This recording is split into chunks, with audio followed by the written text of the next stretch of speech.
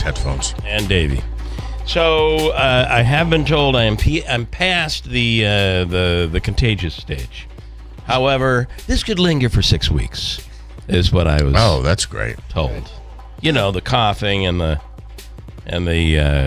I am on steroids, so I got to tell you. Flex for me, though. Yeah. I'm telling you, I don't know if I can lift my arm.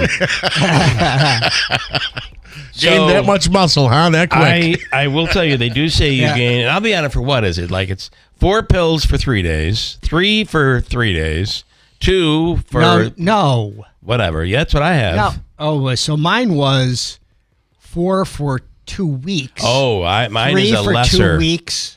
Oh, that's why you 2 said for you'll 1 put on week, weight. and 1 I'm for like, 1 I don't week. think I'm really going to...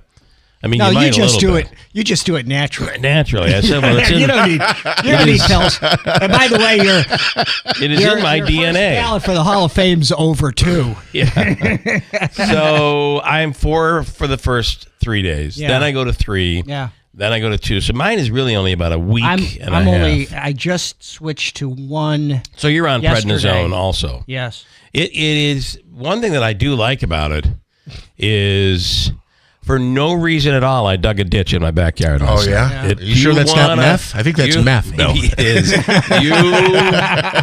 The energy you have is just unbelievable. Mm-hmm. But it does give you a false sense of energy, which I can't. I think kind of steroids. That's what that does. Mm-hmm. Bulks you up or whatever. Nonetheless, so I'm also telling you, radio doesn't pay. I am working for the CDC doing a study. My job is to get every virus there is over the course of a year, and I'm on track. Yes, a month in, he's way ahead of schedule. Way ahead. His middle name is Petri Dish. Holy crap! This has been a terrible start to the year for me. Clearly, I have no immune system, and although I am recovering. And the goal has been through all of this. So on Friday is when it really kicked in, where I didn't have anything, really any symptoms at all until Friday. And I had to go on a little bit of a trip with my son and my wife. So we were driving in the car all day. Now, the goal has been that they don't catch anything. And both of them said, I'm feeling good, just a little scratchy throat. It's like... That is the beginning. That is the beginning. RSV is what I caught, and I never knew. It's like a baby. I don't know. It's like babies now. That's adults, what I thought. Yeah. Now adults get it. And respiratory. Hang on, I got it here. Yeah, respiratory. Say that again. Syncytial. Is that how that's? I don't even know. I just call it RSV. Yeah, I guess that's I can what remember we're going. that. All right, I'm on rsvandme.com. Customize, get out of here with these cookies. So the symptoms, the danger of it is it'll come with a head thing for the most part, but really it gets into your chest and gets in the worry is that it gets into your lungs, which it did for me. Headache, fever, runny nose, sore throat, tiredness, congestion, cough. So it sounds like it's just a regular cold or a flu. Except for the lungs part. Okay, the seasonality of RSV can vary. Factors such as... my own, because this place doesn't have any. Geographic location. See if you got any light bulbs at home, too. Yeah, population, that's another thing. Population density or even climate can impact RSV activity. What else you got there? Keep calm, or I will use my teacher voice. Clearly, that's not mine. For the majority of the United States, RSV cases tend to rise from mid-September to mid-November. They peak late December to mid-February, and they decline mid-April to mid-May. Well, here we are. Well, so unfortunately, it's the RSV season. It sounds like it goes mid-November to mid-May. So you got June, July, August, September, October. I guess that's 5 months. We are kind of at the end of the season. Mm-hmm. There's a quiz here. Can RSV lead to pneumonia? Absolutely can. Yes. Submit. I got that one correct. So that's where the steroids come in. We'll talk more about it. And what do you do to prevent it? You just don't come in contact with somebody who has it. I do want to get an update on where we stand. Well, I'm going to leave then, okay? There is so much information that we get on this Iranian situation. it varies tremendously depending on who you're hearing it from. And I don't think the White House can keep up with President Trump, because every time he talks to someone, something new pops up. Like the White House staff is still trying to figure out what the gift is that was given to us. I don't think we know as of yet, but it's really, really big. Mm-hmm. It's a very big gift. They've never seen anything like it before. Meanwhile, they're still launching bombs and missiles and drones all over the Middle East. Let's get to Jonathan Savage from Fox News Radio, who can give us an update on where we start here this Thursday morning. Jonathan, good morning, and Hello. give us your update if you would, please. Well, we might now know what that gift was. There is reporting in Israel, this is from the Times of Israel, which says today that the gift was the safe passage of a number of fuel tankers through the Strait of Hormuz. That's according to a senior Arab diplomat and a U.S. official speaking to the Times of Israel. And the idea was it would be a gesture of goodwill to test whether a diplomatic off-ramp to the war was possible. Iran agreed to allow a number of fuel tankers that weren't tied to the U.S. or Israel through the Strait of Hormuz in order to help calm global markets. That's unconfirmed, but that does tie in with what President Trump said. He said it was to do with oil and gas. He said it was to do with the Strait of Hormuz, and it would be very financially valuable. So I think that's the best guess we've got so far, the best reporting we've got so far. Wasn't that already happening though with India and China, where they'd really kind of cut their own deal? We saw some of that happening last week. Cut their own deal for passage through the strait. It had to a certain extent, but even then there were only about 5 or 6 ships a day going through. Normally you'd see about 130 ships a day going through the Strait of Hormuz. So there was a certain amount of effect there. We're hearing now that Iran is charging countries for the right to pass through. Almost a case of, we will guarantee your safety. In other words, we won't shoot at you if you give us this amount of money.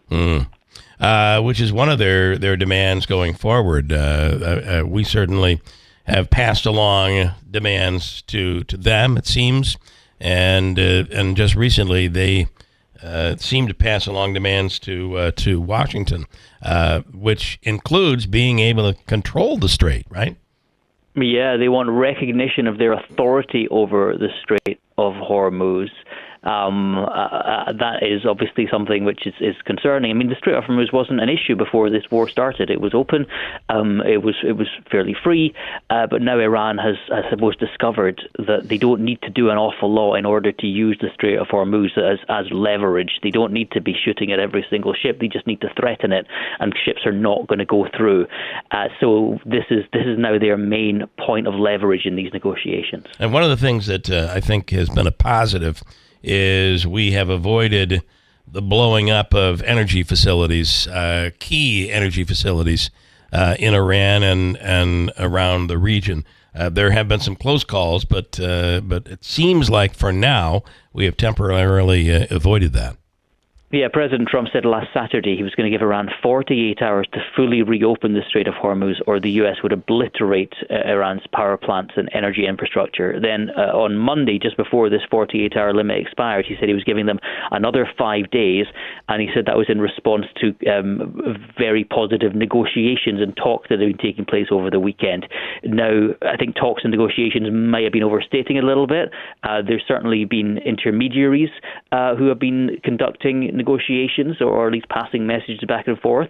The Iranian public position is to deny that anything is taking place, but clearly there's some sort of diplomacy at work that wasn't there a week ago. And then finally, our allies, European allies, are we gaining some ground? And it seems like there are negotiations to at least bring our what we've always known as our partners in some capacity. What's the general thought over there? I think that there are countries who are willing to help out in bringing a diplomatic end to the war and possibly doing something in the Strait of Hormuz after the threat has gone. But there's a lot of hostility coming, particularly from Germany, actually. The German Defense Minister, Boris Pistorius, was speaking to journalists today, and he said that the Trump administration has no exit strategy. He says the war is a catastrophe for the world's economies. We were not consulted. Nobody asked us. It's not our war. Of course, President Trump has been angry at allies in Europe, calling them cowards for refusing to help reopen the Strait of Hormuz. In fact, today, President Trump on Truth Social saying NATO nations have done absolutely nothing to help with Iran. The USA needs nothing from NATO. And then, I'm sorry about the final question. One final question. Is there any truth to, I think it seems that Russia is assisting Iran, but it almost, there were some reports yesterday that has increased almost as if we're fighting two proxy wars, which could lead to something much larger in Ukraine and now in Iran. What is the participation? What do we believe Russia has in terms of participation right now? Russia has been accused of providing intelligence to Iran. In fact, Ukraine says that Russia was trying to blackmail the United States by offering to stop giving Iran intelligence if the US cut Ukraine off from its intelligence. So essentially, Russia's saying, stop helping Ukraine and we'll stop helping Iran. Russia publicly denies that it has been offering any intelligence to Ukraine. It's also denying a report in the Financial Times that it is delivering drones to Iran and saying that the media is printing a lot of lies. But a lot of people are very convinced that Russia is helping Iran right now. And it would be logical, right? A logical step for Russia to say, hey, if you're doing this in Ukraine, here's what we're doing in Iran. Interesting. Jonathan Savage, we do so much appreciate your update. Thank you so much. Thank you. Jonathan Savage with Fox News Radio. Thoughts, anybody? I mean, that is, I think you could see that happening. And what other move would Putin make? I want to say something about the Strait, because this is not the first time we've dealt with this. I mean, it feels like Groundhog Day every single time that there's a conflict there. And I think what has to happen is the United Nations has to step in and say, it's like 21 or 22 miles. It's not like it's 3 feet. And say, every nation deserves a free right of passage through international waters, and it's totally unacceptable in regards to whatever it is, and we will take whatever force is necessary to allow free commerce to take place. Because right now, this is like something like the Barbary Pirates, where now they're saying that they're charging a fee or whatever. What is this, Easy Pass? To go through these places or whatever it is. I mean, this really has to stop, because we've seen it screws everybody. In other, like the Panama Canal, we've seen that. Suez, we have seen that, but not like this is not something Iran can handle, because it's not. They're a bad actor, right? And by the way, if we accepted this, we're way further behind than we were before we started this whole thing. Well, we prevented them from what?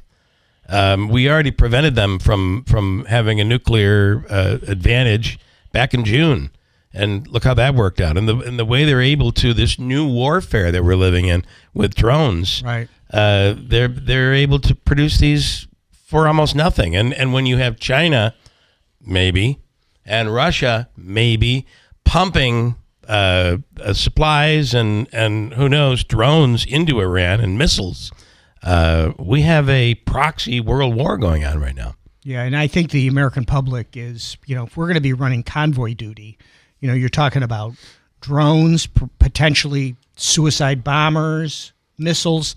The first destroyer that gets hit, and you have a lot of Americans getting killed, this is going to be really bad. And I think the Arabic nations are very frustrated, because it's a bad neighborhood, and it's gotten a whole lot worse. And finally, when the president continues to say, we never saw this coming, we never thought Iran would threaten the Strait, we never thought Iran would attack its own neighbors.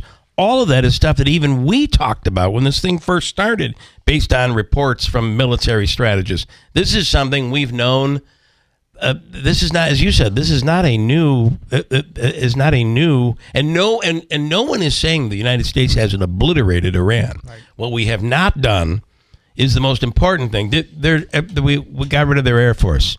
Was never a threat. Their Navy was never a threat.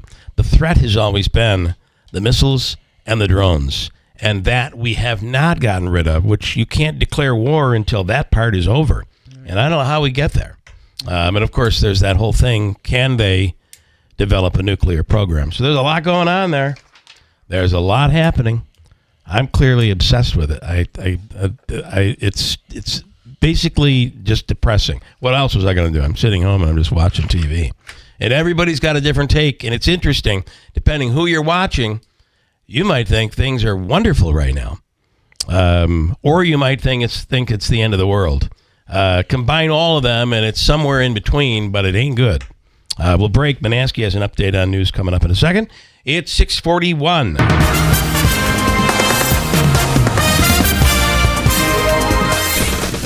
Good morning, Bill. We have 45 degrees and partly cloudy skies at 6:42. President Trump says Iran is negotiating to end the war with the U.S., but he says they're afraid to say it.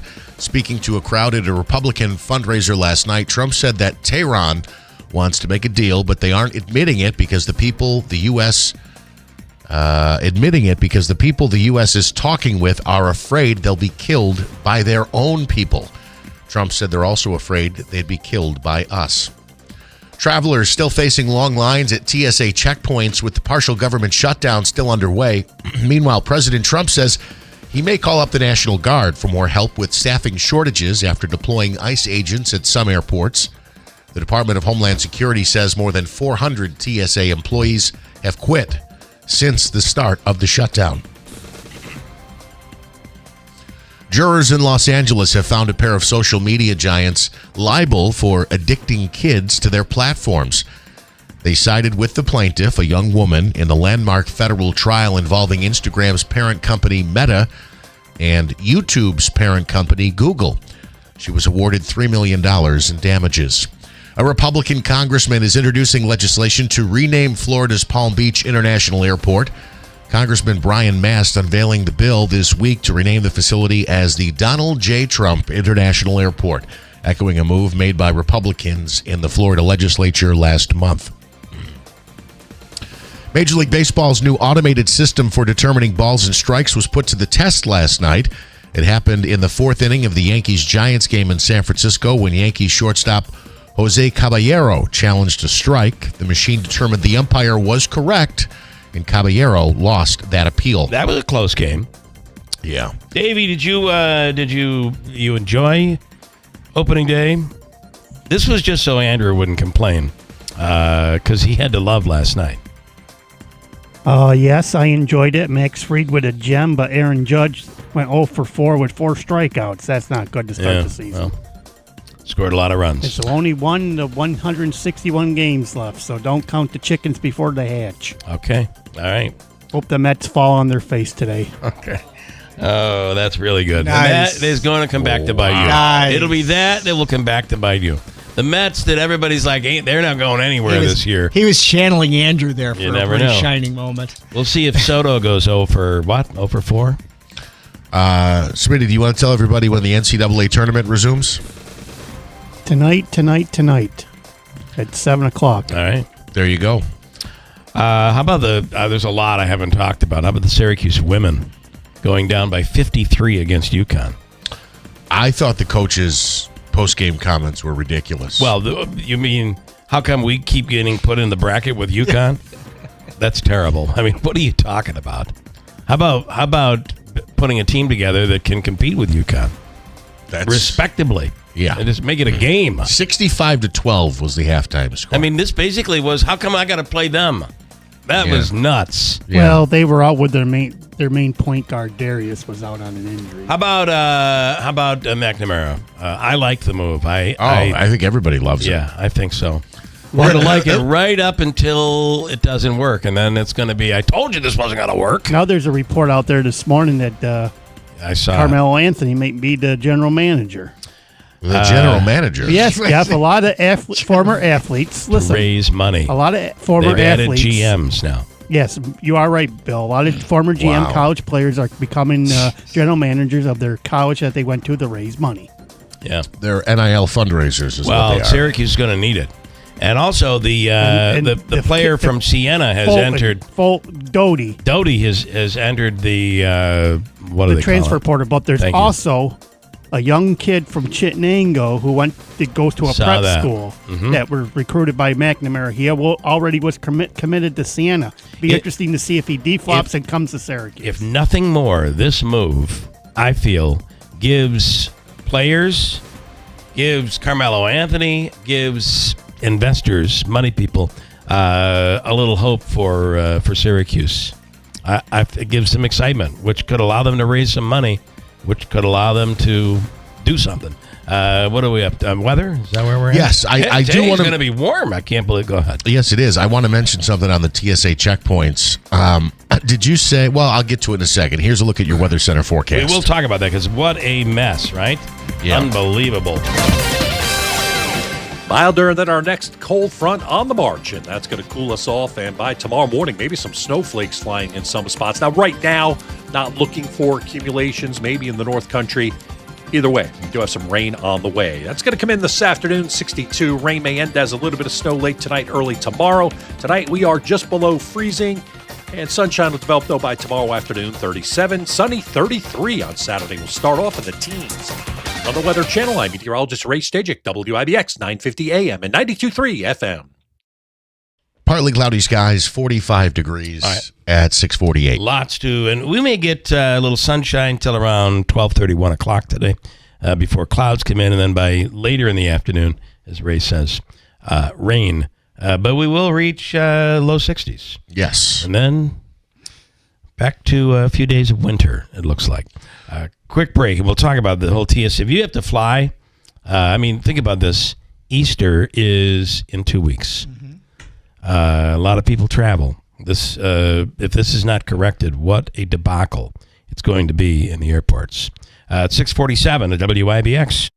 If you're nearing retirement, stop what you're doing and listen, because what's unfolding right now could hit your 401k or IRA harder than anything we've seen in years. Military escalation across the Middle East, a tariff war spilling into the courts, the U.S. dollar facing pressure that historically signals one thing: a flight to safety. Smart money has been moving into gold and silver, and it's not slowing down. Call Advantage Gold right now at 800-900-8000 and get your free gold investment kit, plus a free copy of economist Ken Rogoff's eye-opening book, Our Dollar, Your Problem. Thousands of Americans have already rolled over a portion of their retirement savings into physical gold and silver, completely tax and penalty-free through Advantage Gold. The next news cycle won't wait for you. Get into position now. Call Advantage Gold at 800-900-8000. Results vary. Consult your financial advisor before investing. Call Advantage Gold at 800-900-8000. That's 800-900-8000. The smartest self-defense decision isn't made in the moment. It's made before danger ever appears. Because when you pull a firearm trigger, you're not just stopping a threat. You may be starting a chain of legal, financial, and emotional consequences that can follow you for years. That's why more responsible Americans are choosing to lead with less lethal force. Byrna less lethal launchers fire tear gas and kinetic rounds designed to stop an attacker for up to 40 minutes, giving you time to escape, create distance, and get help without using deadly force. It's a smarter first response. Your college-age kids can carry it. Your spouse can use it. Even aging parents can handle it confidently. Byrna's best-selling compact launcher is sleek, slim, and incredibly powerful, built for discreet everyday carry. Byrna is proudly hand-assembled in Fort Wayne, Indiana. More than 750,000 have been sold worldwide, making Byrna a trusted leader in personal safety. And it's legal in all 50 states. No background checks. Ships directly to your door. Protect yourself. Protect your future. Start with less lethal. Visit Byrna.com today and find the right launcher for your family. That's BYRNA.com.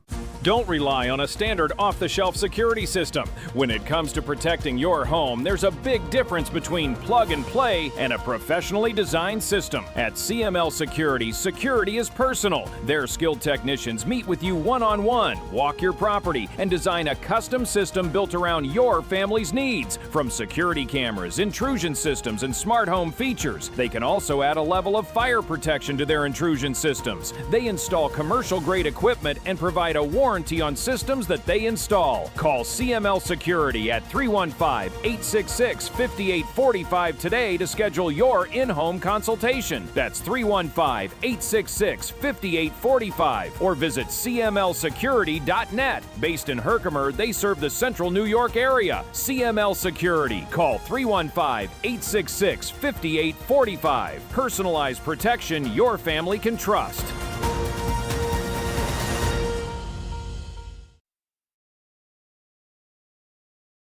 WIBX. This is Keeler. WIBX 950 and 92.3 FM. Now back to the Keeler Show.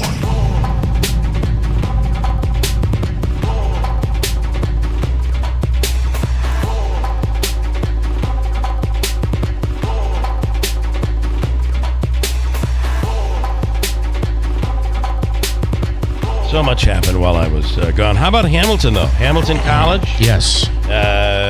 Mr. Reed's home college, an alumnus of Hamilton. Absolutely. Playing in the Frozen Four, and we'll speak with their head coach later on this morning.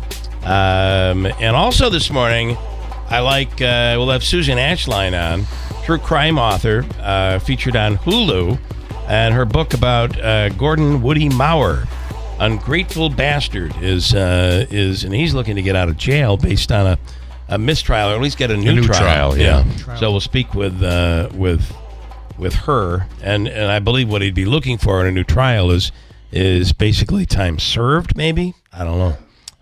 All right, Tim. First, you have. So I was cleaning out the garage, and I know Lance from Lee has occasionally made comments about you, whatever. So I brought you a gift. Oh, I love gifts. For the YouTube people, they'll really appreciate it.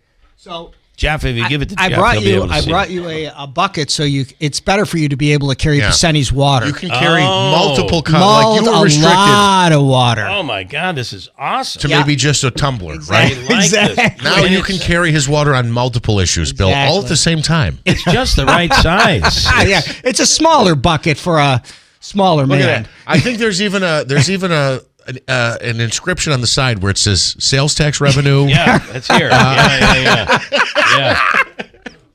Yeah. There's actually a little piece in there that says, I don't know, my property taxes went up. I don't know what you're talking about. Yeah, right in there in the bucket. Yeah. There you go. Plus now on steroids, you can lift more. So that's why can. they have a bigger bucket coming too. I got to tell you, though, you know that one of my biggest complaints on the cancer medicine, the TKI is what it's called. And the reason it's called that is it's an acronym for everything. There is. It is a targeted oral chemotherapy. So as opposed to what chemo does, which our good friend Ann is going through, is it attacks the body. Everything. The TKIs created in about 2001 are a miracle because they only go in and target the exact problem, which is the overproduction of white blood cells, which is what causes this. So once the TKI does its job, it brings you down to the point where if you went in and got a blood test and didn't tell them, it wasn't on your records that you had leukemia, they wouldn't know it because it doesn't show because it's not there. So it doesn't attack the whole body. So I shouldn't. Why am I talking about this? Great question. Good question. This was, also, I mentioned steroids. it also affects your memory. Okay. Steroids. Did I just go into it? I mean, I'm believing one of the things the steroid thing does is it makes you a little loopy. So I couldn't think of what I. That's called roid rage. Yeah, don't get in my way today. I had some nut job driving in front of me, and I thought that's got to be Bill. Yeah. When I was coming in, it wasn't. It wasn't. No, I was so angry that first thing this morning is let's clear out my system. Nice long hot shower, which believe me, with this has been helpful. Like 4 or 5 of those a day works better than anything you could ever take. Yeah. And first thing I do is you clean your system out. I blow my nose, and it goes right up and plugs my ears. And I don't know. I hate that. Yeah, I do too. So annoying. So I'm trying to correct that problem, and so I was running very late. And then, of course, there's my concoction of apple cider vinegar, honey, and hot water, which I got to get on that. really, I'm telling you, you know what's really something? You can be like trying to clear your throat and nothing, unsuccessfully. And you drink that, and all of a sudden, within a minute, you're productive. Interesting. If you will. All right. Well, thank you for the wonderful gift. You're welcome. Yeah, those 5-gallon pails are way too large. Exactly. I mean, he doesn't Well, have that you know much. what? The He right- doesn't have that much to carry. The the right weakest pail for the right steroids. man. Yeah, exactly. 55-gallon drum. I'm going to ask. Okay, so a couple things. One, before I forget, happy birthday today to Cordelia. Awesome. Celebrating her birthday out in Rome. Happy birthday, Cordelia. We love you, and we were thinking of you. The other thing is, on this story here about TSA, and you mentioned Easter was coming up around the corner.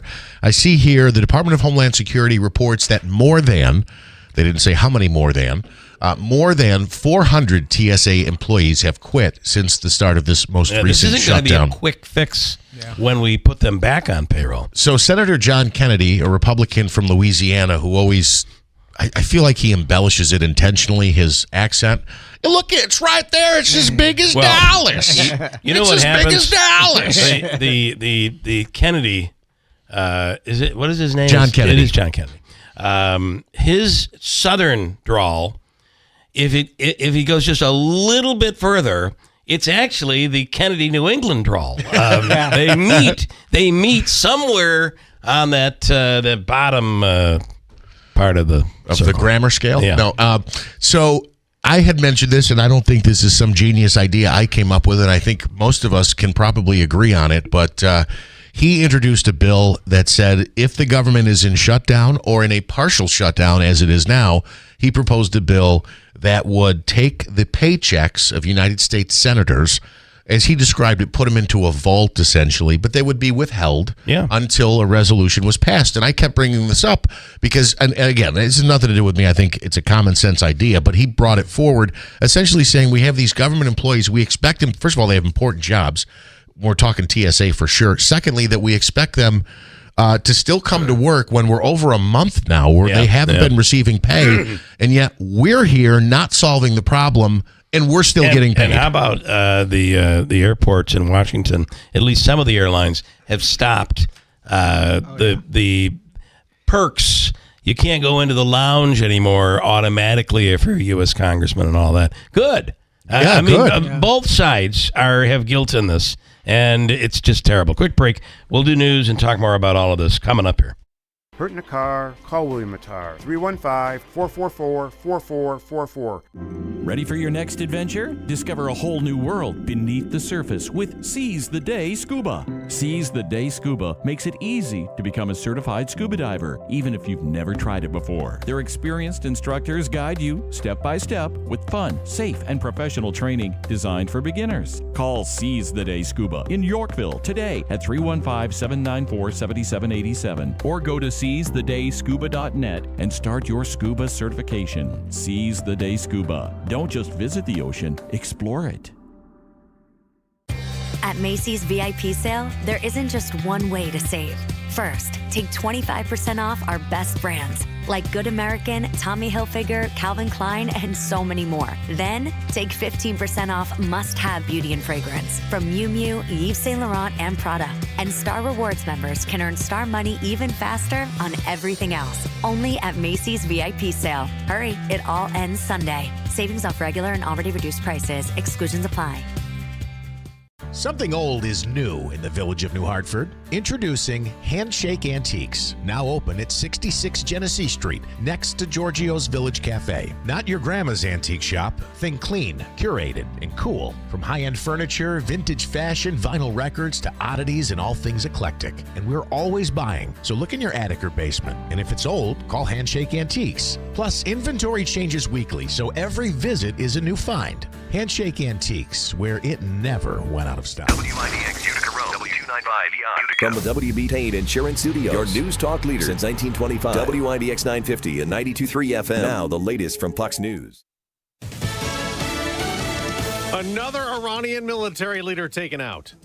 I'm Dave Anthony, Fox News. There's never been a head of a country that wanted that job less than being the head of Iran. That was President Trump last night. He also still insists Iran badly wants to make a deal to end the conflict, though Iran state media reports they've rejected a U.S. proposal. A Trump Truth Social post early this morning, the president wrote they better get serious soon before it's too late. Now, the latest leader targeted by Israel is an Iranian Navy commander. We understand the battle damage assessment is ongoing, but they believe that he was killed in this strike. It was a targeted strike based on U.S. and Israeli intelligence. Fox's Trey Yingst in Tel Aviv. The Iranians are continuing their ballistic missile attacks against Israel, launching 7 separate barrages since this morning. The Israelis are hunting down these launching positions. They still say that more than 150 of those launchers do remain. There are polls showing Americans don't support the U.S. military action. In Iran, only 42% are in favor in a new Fox News survey.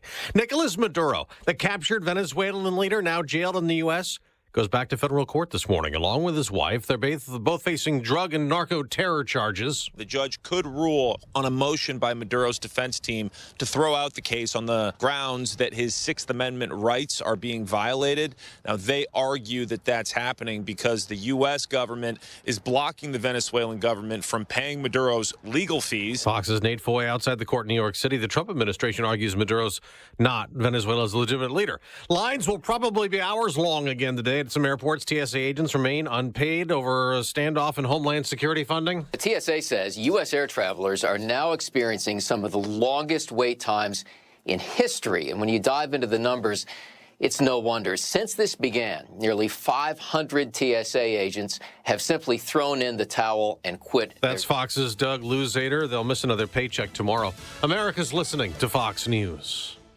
I'm Boomer Esiason. My mom died from cancer. She was only 37 years old. She didn't have life insurance, and that was devastating for my family. That's why having life insurance is so important to me. Ethos makes it fast and easy. Get a quote in seconds, apply in minutes, and get same-day coverage. You can get up to $3 million in coverage with no medical exam. Get your free quote at ethos.com/save. That's ethos.com/save. Paid spokesperson. Time spent on application may vary. Online health questions required. Finding great candidates to hire can be like, well, trying to find a needle in a haystack, but not with ZipRecruiter. Its powerful technology actively finds and invites qualified candidates to apply to your job. So while other companies might deliver a lot of hay, ZipRecruiter finds you the needle in the haystack. See why 4 out of 5 employers who post a job on ZipRecruiter get a quality candidate within the first day. Try ZipRecruiter for free at ZipRecruiter.com/free. That's ZipRecruiter.com/free. ZipRecruiter.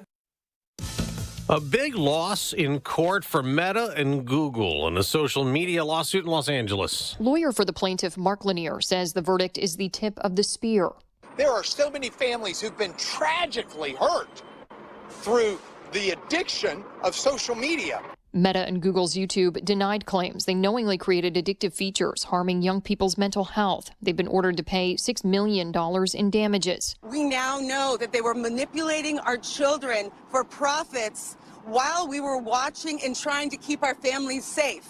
Juliana Arnold, one of several parents who spoke outside the courthouse about losing children to social media. We respectfully disagree with the verdict and will appeal. Meta spokesperson Ashley Nicole Davis, Google, saying the same. In Los Angeles, Kristen Goodwin, Fox News. On Wall Street, as oil prices rise back up this morning, stock futures are falling down more than 300 points for the Dow.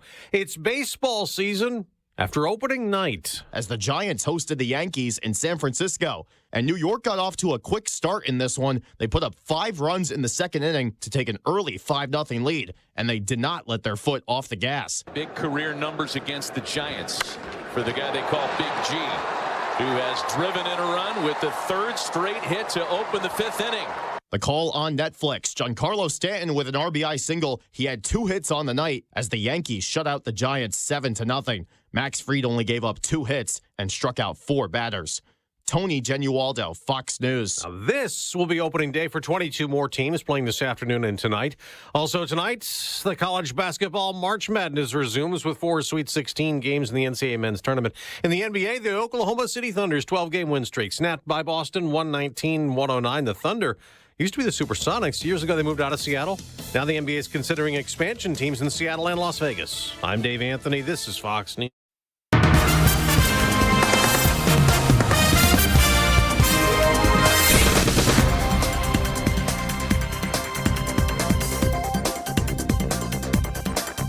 Mostly cloudy skies, 45 degrees. Good morning. I'm Jeff Manaski, WIBX 950 AM, 92.3 FM News Time, 7:05. This news update brought to you by the new destination Kia of Utica on Commercial Drive in Yorkville. A third day of testimony will come today in the trial of former Mid-State Corrections Officer Jonah Levy. He's facing multiple charges for his alleged role in the beating death of inmate Messiah Nantwi last year. Yesterday, Nantwi's roommate testified and said that he was tossed on a bed before being attacked with a baton, slammed on the ground, and then kicked. Nantwi died a short time later. If convicted, Levy could be ordered to spend up to 25 years to life in state prison. The Utica Common Council voted Wednesday overriding 7 vetoes issued by Mayor Galimi over the recently passed city budget. The overrides passed in a 6-2 vote along party lines, solidifying changes to the city's 26-27 budget. The vetoed amendments, originally approved March 19th, reduced or reallocated funding from across several accounts, which council members said were overfunded or underutilized. Those changes were designed to lower the tax levy while increasing investment in street paving. The Oneida Herkimer Solid Waste Authority will be opening its household hazardous waste facility for the 34th season, beginning on Wednesday, April 1st. That facility is available to Oneida and Herkimer County residents and will be open through Wednesday, September 30th. The facility is located on Sewage Plant Road, Monday through Friday, 8 to 4, Saturdays from 7 to 2. Among the items you can bring down there, drain cleaners, rust preventatives and removers, cleaning solvents and degreasers, glues and sealants, oil and latex-based paints, oven cleaners, old gasoline, pool chemicals, herbicides, and more. That full list is on the authority's website, ohswa.org. And Syracuse University is planning to cut 9 humanity-based majors in an attempt to save money. They include classical civilization, digital humanities, German, Russian, and Middle Eastern studies. Current students will be able to finish their studies, but new students cannot enroll in them, at least not as majors. The majors are going away, but students can still minor in them, and university officials say no job cuts are expected. WIBX 950 AM, 92.3 FM News Time is 7:08. Here is your Weather Center forecast. Milder than our next cold front on the march, and that's going to cool us off. And by tomorrow morning, maybe some snowflakes flying in some spots. Now, right now, not looking for accumulations, maybe in the North Country. Either way, we do have some rain on the way. That's going to come in this afternoon, 62. Rain may end as a little bit of snow late tonight, early tomorrow. Tonight, we are just below freezing, and sunshine will develop, though, by tomorrow afternoon, 37. Sunny, 33 on Saturday. We'll start off in the teens. On the Weather Channel, I'm meteorologist Ray Stajic, WIBX 950 AM and 92.3 FM. We have cloudy skies and 45 degrees at 7:08. All right, in sports, the Yankees kicked off the season with a victory last night. 7-0 was the final there as they beat the San Francisco Giants on Netflix. Now, the Yankees are off today. They're scheduled to play Friday and Saturday, weather permitting. The Mets open the regular season this afternoon, hosting the Pittsburgh Pirates. The start of a 3-game series in Queens. The Mets will be sending right-hander Freddie Peralta to the mound. An NFL star facing some serious off-field accusations. A woman in Los Angeles filing a civil lawsuit against Rams wide receiver Puka Nacua, alleging he made an unprovoked anti-Semitic statement and then later bit her. The lawsuit cites gender violence, assault, and battery, along with negligence. The alleged events happened on New Year's Eve in Century City. That woman filing a temporary restraining order, but that request was denied.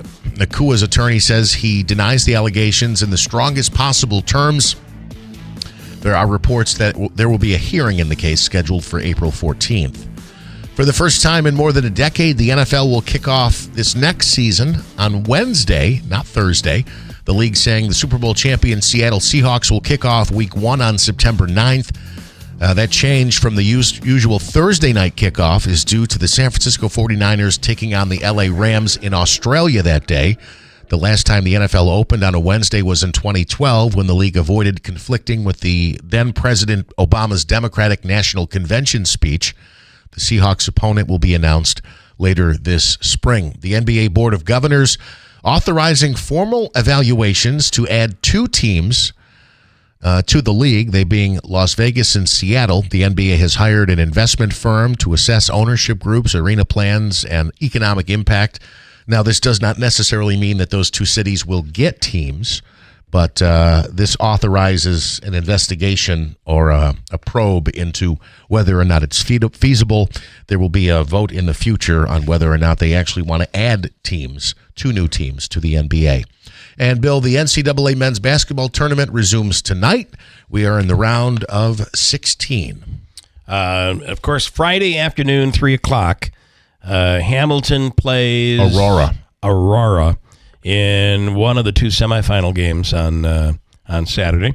Our man Davey is front and center press row with credentials. Not as easy to get credentials on this one as it's a big event, right? People covering it from all over. Well, you did all the work, not me. But I was just trying to give you Anyway. credit there. So Thank you. You'll be the one there. Yes. Covering it. So. Yes. But that, and I didn't buy tickets this week to give away because I didn't know I was going to be in or even going to the game. But we did buy some tickets. They're a little more expensive. I think it's $25 a ticket versus, God, we've been so spoiled. It's been like $12 a ticket through the entire thing.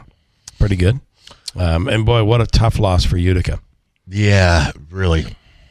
We'll speak with the Hamilton head coach coming up in a few minutes. Also, Christopher Schmidt is a congressional candidate, independent in NY21. He's on this morning. Susan Ashline, that'll be good. Also, big today is Katie Aiello is in. Big budget. Now, Stefan has told us there were fireworks last night at the Common Council meeting. Yeah. Davey, what do you have? He's the guy that you asked. I make money doing anything. I do a lot of things. I said, what do you do for a living? He said, well, I do a little bit of this. I do a little bit of that. You know, you gotta do what you gotta do. And there was a few spark plugs riot outbreaks at the Common Council. Some spark plugs sparking. Yeah. Firing on all cylinders last night. Maybe a few extras. One certain councilwoman was kind of sparky. Okay. All right. Let me see. Let's see. Who could it have been? Well, my guess is... I just appreciate the description. One council person was kind of sparky. Did the sparkiness include 2 female council people? Yes. Okay. One's going to be on the air today. Okay, and one is not. And one's been on the air with us, a good friend of our show. So. Okay. Was she the one known as Sparky? She's always the spark plug on the Common Council. Okay, all right. Sorry. All right. Well. She will say, I'm just doing my job. Well, she is. Yeah. Does this council person have glasses? What's that game where you knock all the faces down? You try 20, isn't it? Oh, I don't know. 20 questions. I'm trying to remember what the game is. I want to mention here on YouTube. Let's see. Hey, Nick, do you know Joe Lode helped out? Yeah. Okay. So I was talking about John Kennedy, and I think it was Ja Wick commented on YouTube here. Kennedy, he works out in jeans. LOL, what a jackass. No, I was talking about John Kennedy, not RFK Jr., just to be clear. Yeah. I was talking about that legislation. When you look, I mean, here I was, this was a few months ago. I'm like, there's no way he's not on some sort of a human growth hormone. Mm-hmm. Well, yeah, he is. He talks about it. Yeah. And maybe that's the future for all of us. But I don't know. I feel like pulling your shirt off and showing off your body, if you really worked your tail off and you haven't taken anything, quote, artificial, but the people who are artificially improving their bodies with whatever. I'm not sure you have the same right to show off, constantly walk everywhere without a shirt on. I get the point that you're making. My understanding, though, publicly, not officially, publicly, what he's on is TRT, which is testosterone replacement therapy, which is a little different, my understanding, than steroids. Well, but it's human growth. It's like a human growth. There's also HGH. Maybe he's on that as well. Whatever it is, there is no way at his age he can accomplish what he's accomplished without help. something. Yeah. So allegedly, more than a weight. Allegedly, and I've heard this in ads, and the TRT, the idea is that as we age, men, we have less testosterone. Development, creation, right? Production. Thank you. And this helps kind of restore that so that you can work out and still be functional and have press conferences shirtless and stuff like that. Okay, yeah. So, but again, I want to be my understanding, and I've never taken steroids or TRT or HGH, but I've heard that, as a matter of fact, there's a couple programs that highlight this on our station. Like, who was the overnight guy? He used to talk about TRT and HGH. Not Art Bell. One of the guys who replaced him used to talk about this stuff all the time. But yeah, I guess you want to be. How old is he? He you're looks the one that jacked. put him on the overnight It's guy. your fault. Yes, RFK age. It's like 71 or 72. 72. Yeah, there's just meanwhile, he's on all this stuff to make his body look better, and he still can't fix the voice. That was the worm in the brain problem. You've got to, if you just up that prednisone, get those blue jeans on. That's gonna be that'll me. be you. Yeah. Wait till those YouTube numbers start Can't going wait. through the roof. Shirtless Bill hosting the morning show. People be talking. Once a week, we go shirtless in the studio. Yeah. Mike. I don't wear a shirt. Mike is in that's our bang on the drum right there. Mike is in Schuyler. Good morning, Michael. You got to be happy you're a Yankees fan. Oops, I got you here now. You're happy. Now I hear you. I hear you. Yeah. It felt like you were in a cave. I couldn't hear Sorry. you. Yeah. It's okay. Yes, so opening day yesterday on Netflix. Isn't that crazy? It's the first time it was on Netflix. And first of all, the big Peacock. That's actually today. That's this Peacock, afternoon. yeah. It's not on NBC. It's on Peacock. Well, I opened up the Peacock app. It said. Yeah, but I think it's also on NBC. Oh, is NBC? I think so. I think it's both. I'm double checking. Yeah, they here. do a news product now all day long on NBC. They get rid of all of their soap operas. I guess that's a new thing now. So the big complaint about the game last night, and I got it says NBC/Peacock. I think it's on both. The big complaint last night, and my favorite score bug is SNY. I hate it when we go to ESPN because I'm looking around. It's like, where do they do the balls and strikes? It just gets so hard to get used to when you're used to watching something. And I think the SNY coverage of the Mets games, the score bug that it's always up there is really good. People went nuts last night on the Netflix score bug during the game. And if you looked at it, the complaint was you can't even figure out what's what.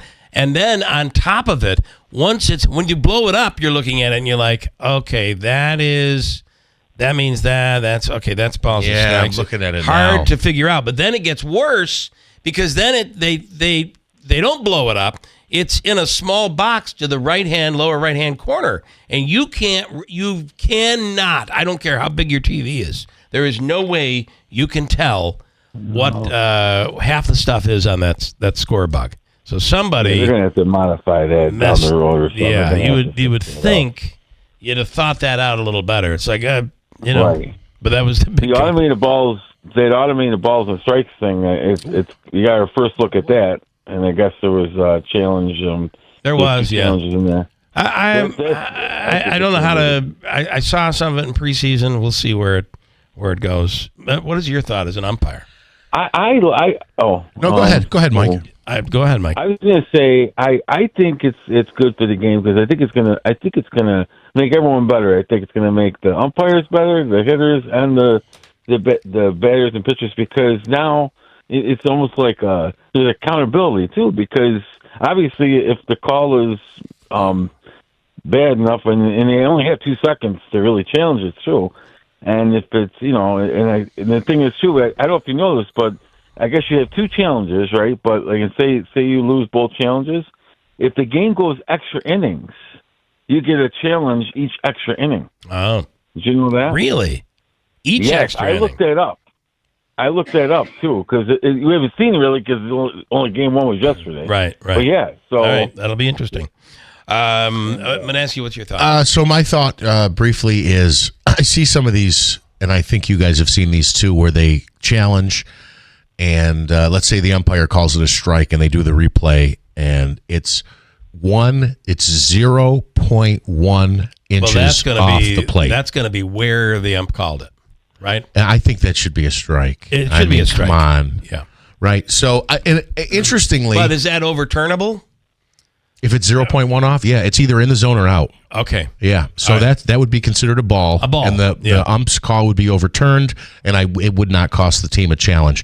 But I guess my point being, unless that's it's a very so small. key point in the game, is that worth even challenging? Well, again, I think it depends on the situation. Just like challenges in the NFL, teams have to be smart about when and how they use them. And there was a lot of controversy in the World Baseball Classic when Team USA, I think, was it the Dominican Republic that they eliminated? There was a runner on, and I think it was a full count. And it was called a strike, and a strikeout had ended the game. But it was, on replay, it was a little low. Yeah. So you get players complaining, oh, they screwed us, yada, yada. I don't know. The one thing I noticed during the preseason games is because the only 3 people that can challenge are the pitcher, the batter, and the hitter. And I noticed when the pitcher challenges, a lot of times the pitcher's wrong. It's almost like the pitcher it doesn't have the catcher is really pretty much on. Well, it's important. It's important for them to communicate. You gotta if the catcher feels not worth challenging, he needs to shake it off. That's happened to the pitcher. That's actually a couple of funny instances where that's happened. First of all, there was a play where the umpire looked terrible because the guy it was a breaking pitch of some kind and it moved quite a bit, but they did the replay. It was challenged because it was called the ball. The umpire, the catcher immediately tapped his head. They challenged. I mean, it was center. Yeah. It was center cut. It was the heart of the zone. Somehow the umpire missed it.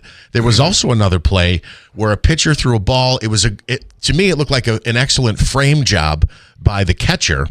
And the pitcher motions to his head, and the catcher's like, no. The catcher's like, no, waving him off, no. And he affirmed it, tapped it again, and the catcher shrugged as if to say, that's a ball, man. I don't know why you did that. And it was clearly outside. All right, Mike, good. We'll see where we go as the season gets going. I think we'll have a lot more to say about it as we move on. All right, thank you, Ben. Sounds good. Have a good weekend. You do the same. I just have to say, I thought today was Monday. Let me. We'll get more on this in a second. But I want to bring in. I don't want to make him wait any longer.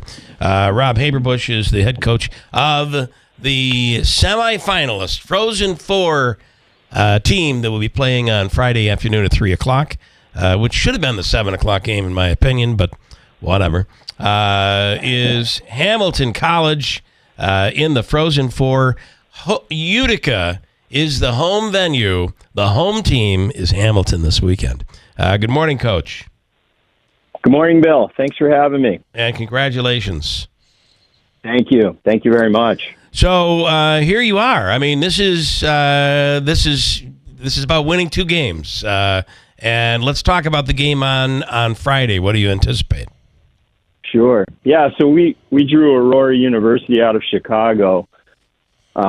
They play out west, and these 2 programs have never met. So it's, we're breaking new ground. We don't know a whole lot about them. They don't know a whole lot about us. And, it's great. We have 2 teams from the west and 2 teams from the east in the final. Yeah. Yeah, that's really, really cool. No, I was just going to say, I do this during the football season where I'm a Giants fan. They get eliminated. Then I root for the Bills. Same thing here. I'm a Pioneer fan, but now they're gone. Let's go Hamilton. And that should be the night game. Right. That's like a hometown team. You have the other schools. Everybody traveling in out of town is obviously not working that day.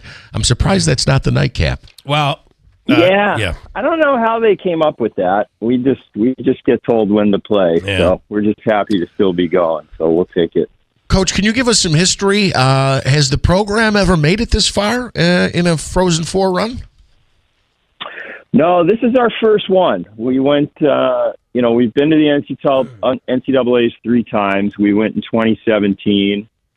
We lost in the quarters, and then we made it again last year where we went out in the quarters. So this is our first trip to the Frozen Four. And I just want to talk about the elephant in the room if we can. And I want to send out condolences to Gary Heenan. That was a tough game, and I don't want to. Coach, I don't know enough about hockey. I'm a big hockey fan, but don't know enough to be like everybody else. I'm almost like that guy that when the guy sitting next to me says, ref, that's a garbage call.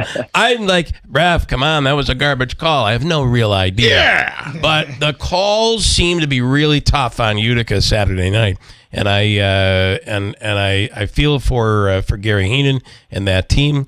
However, I want to say the elephant in the room is Utica has stolen all of the thunder for a long time. It's become that team that really brought hockey back to Utica. So there's your fan favorite. And I feel like Hamilton has been left unnoticed unless you're right there in Clinton and you're on campus. And that is a mistake. And we should all rally together. If you're a Pioneers fan, you should be at this game on Friday. So I want to say slightly, some sort of an apology in there, but congratulations as well. Well, thank you. I appreciate it, Bill. I don't think anybody owes us an apology, but certainly we'd love for the entire Mohawk Valley to come out for this game and support us.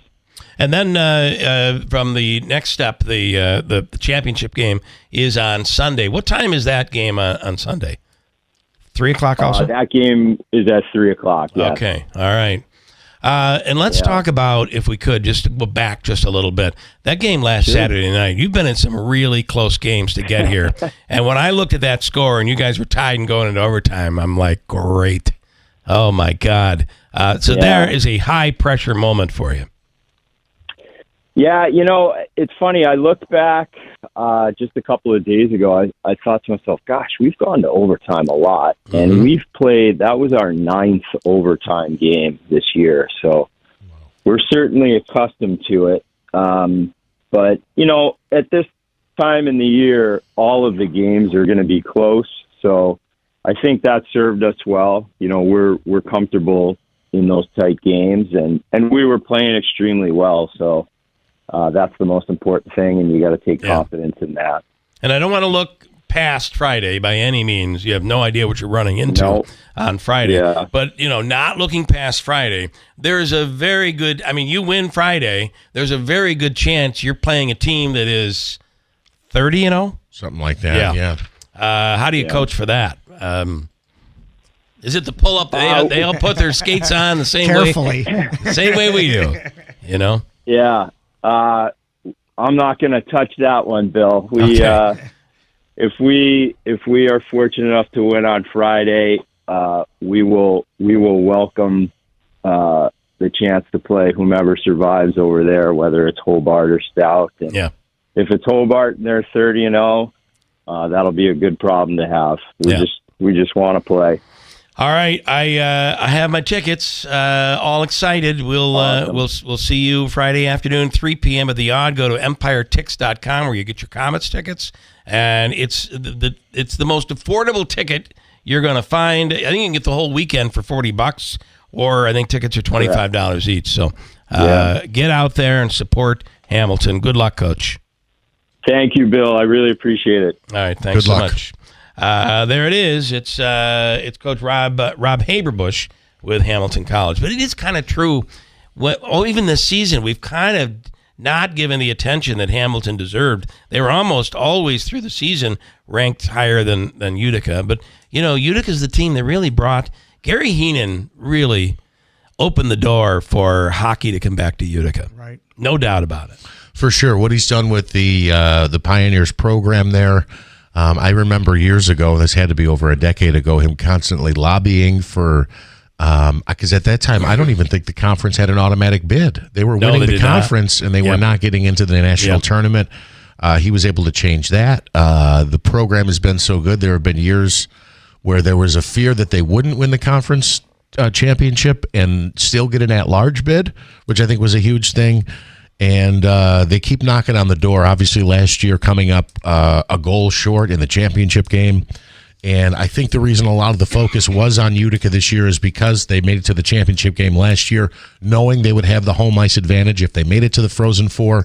But now, in an interesting way, Hamilton kind of cashes in on that, hopefully, on that home ice advantage, just being down the road. So I think the story I did on it says that this time Hamilton is the home team at the Adirondack Bank Center this weekend, and let's hope we give them that home team advantage that they deserve. And support. You're a Hamilton guy. And Gary's a Hamilton grad. And Gary's a Hamilton grad. How about that? It all goes around. And one thing, though, I got to say that this team is the Utica team, young.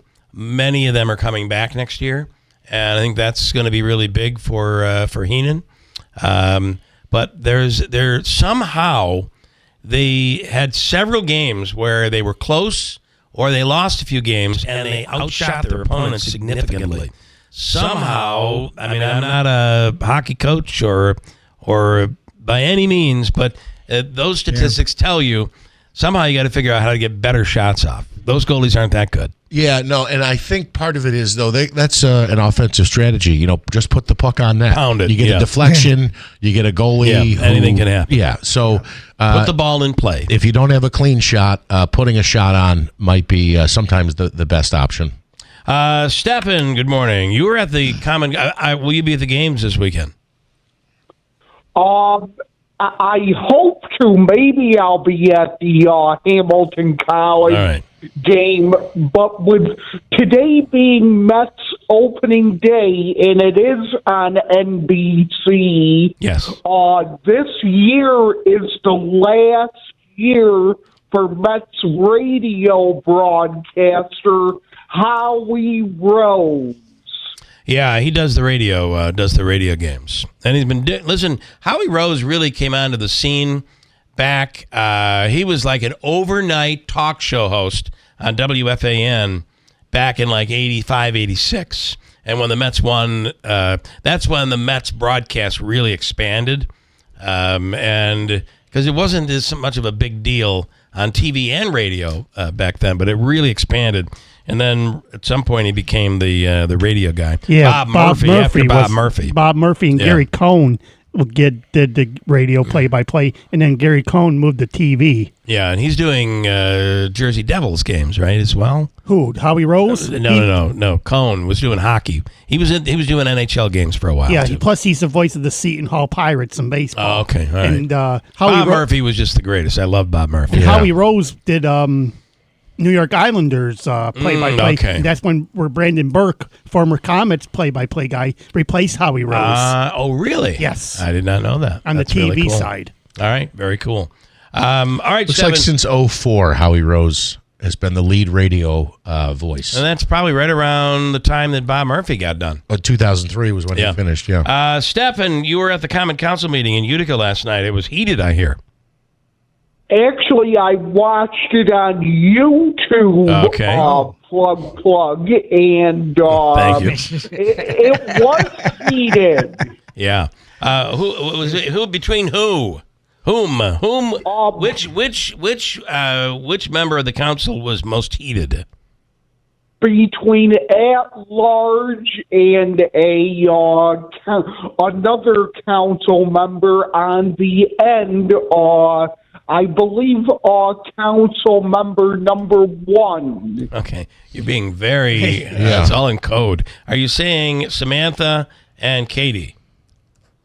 I believe so. Yeah. Okay. All right. But at the end of the day, the budget passes, right? Sounds like it did. Yeah. Okay. Yeah, the budget did pass Thursday night of last week. Was it Wednesday or Thursday of last week? Mayor Galimi came on the program this week to talk about some of his vetoes. There were 7 items, I believe, and the council had enough Democrats. So they have 6 Democrats on there. So they was by a party vote 6-2. They did override those vetoes. Okay. All right, Stefan. Good deal. Go Mets. And as Howie Rose says, put it in the books. Put it in the books. Yeah. Only when they win, though. Let's put it in the books. All right. Thanks, man. Bye, Bill. Stefan Rupitsky. Quick break. We'll do Hobika's free money question. What is it worth today, Davey? What are we running with? $100, because this is the first time this week we've done it. Well, if it's the first time, let's make it. Well, try not to run over me with that bus. If it's the first time, let's make it like, I don't know, $300. Okay. All right. Well, that was easy. Hard negotiations. $300. We'll do that coming up after news, which is next to WIBX. I want to tell you that River Hills Properties continues investing in upstate New York. You know that they have offices all over here and a brand new office with a full slate of agents in the Sarasota region in Florida. So if you're thinking about becoming one of those snowbirds and saying this winter you'd had enough, I don't know about anybody else, but I had enough of this winter. And by tomorrow, you're going to say it again because it's going to be cold. But River Hills can help you, whether it's getting rid of something up here and going down there, or you keep what you have here, you downsize, you have winters there, summers up here, best of both worlds. It's all possible. Sarasota, Naples, Marco Island. Call River Hills Properties, the same service, the no lockbox concept, where your listing agent is with you every step of the way and every time the house is shown. And they also continue their investment in upstate New York. Housing is a big deal. There'll be a lot more housing opening up, but very competitive as people are moving to the area for some upcoming job opportunities, whether it be Micron or Chobani. River Hills Properties is there with offices in Barneville, Little Falls, Utica, and Copenhagen, Newport, and coming soon to Rome. Nobody sells homes like River Hills. 315-896-1009. Don't rely on a standard off-the-shelf security system. When it comes to protecting your home, there's a big difference between plug and play and a professionally designed system. At CML Security, security is personal. Their skilled technicians meet with you one-on-one, walk your property, and design a custom system built around your family's needs. From security cameras, intrusion systems, and smart home features, they can also add a level of fire protection to their intrusion systems. They install commercial-grade equipment and provide a warranty on systems that they install. Call CML Security at 315-866-5845 today to schedule your in-home consultation. That's 315-866-5845 or visit cmlsecurity.net. Based in Herkimer, they serve the central New York area. CML Security. Call 315-866-5845. Personalized protection your family can trust. The deals are exploding at Steve Pawnee Chevrolet in Herkimer. And if you've been thinking about upgrading your ride, now's the moment to move. For a limited time, we're offering supplier pricing for all on the powerful 2026 Chevy Silverado half-ton lineup. That's serious savings on one of America's toughest trucks. Take the 2026 Silverado Crew Cab RST four-wheel drive and save over $8,000 on a truck built to work hard and look great. Looking for something versatile? Lease a brand new 2026 Chevy Equinox LT all-wheel drive for just $329 a month for 36 months with 10,000 miles per year. Don't wait. These offers end March 31st. Silverado offer requires a 2012 or newer Chevrolet in the household. Equinox lease requires a current lease in the household, $3,000 down plus first payment, all taxes and fees due at delivery. Customer must qualify for top-tier credit through GM Financial. See salesperson for details. Stop in and see why it's always easy to do business at Steve Pawnee Chevrolet. Chevrolet. Together, let's drive. Utica and the Mohawk Valley, do not overpay for your next mattress. Mattress Express is upstate New York's largest specialty bedding retailer. Take advantage of our guaranteed lowest price program. Bring in any locally advertised price or quote on a brand we carry. We will beat the price. Furthermore, if within 90 days of purchase you see that mattress advertised for less, bring it to our attention. We will refund the difference. Selection, no one in New York State has all these brands under one roof except Mattress Express. Tempur-Pedic, Stearns & Foster, Sealy, Purple, Puffy, the Smart Bed by Instant Comfort, Posh and Lavish, Therapeutic, Simmons Beauty Rest Black, Serta Eye Comfort, Avocado, and more. On New Hartford and Commercial Drive next to Pet Supplies Plus. In Oneida and the Glenwood Plaza by the movie theaters. And Rome on Black River Boulevard. Open 7 days a week. Go to mattressexpressny.com. Call 1-800-NEW-BEDS. Don't rely on a standard off-the-shelf security system. When it comes to protecting your home, there's a big difference between plug and play and a professionally designed system. At CML Security, security is personal. Their skilled technicians meet with you one-on-one, walk your property, and design a custom system built around your family's needs. From security cameras, intrusion systems, and smart home features, they can also add a level of fire protection to their intrusion systems. They install commercial-grade equipment and provide a warranty on systems that they install. Call CML Security at 315-866-5845 today to schedule your in-home consultation. That's 315-866-5845 or visit cmlsecurity.net. Based in Herkimer, they serve the central New York area. CML Security. Call 315-866-5845. Personalized protection your family can trust. Hi, this is Ray Durso of the Genesis Group. If you're interested in keeping up with events and news in the Mohawk Valley region, I have the show for you. It's called This Week in the Mohawk Valley, and it airs every Sunday on WIBX. Join us as we talk with area business leaders, elected officials, law enforcement, educators, and more. Don't miss This Week in the Mohawk Valley every Sunday at 9 a.m. on WIBX 950 a.m. 92.3 FM.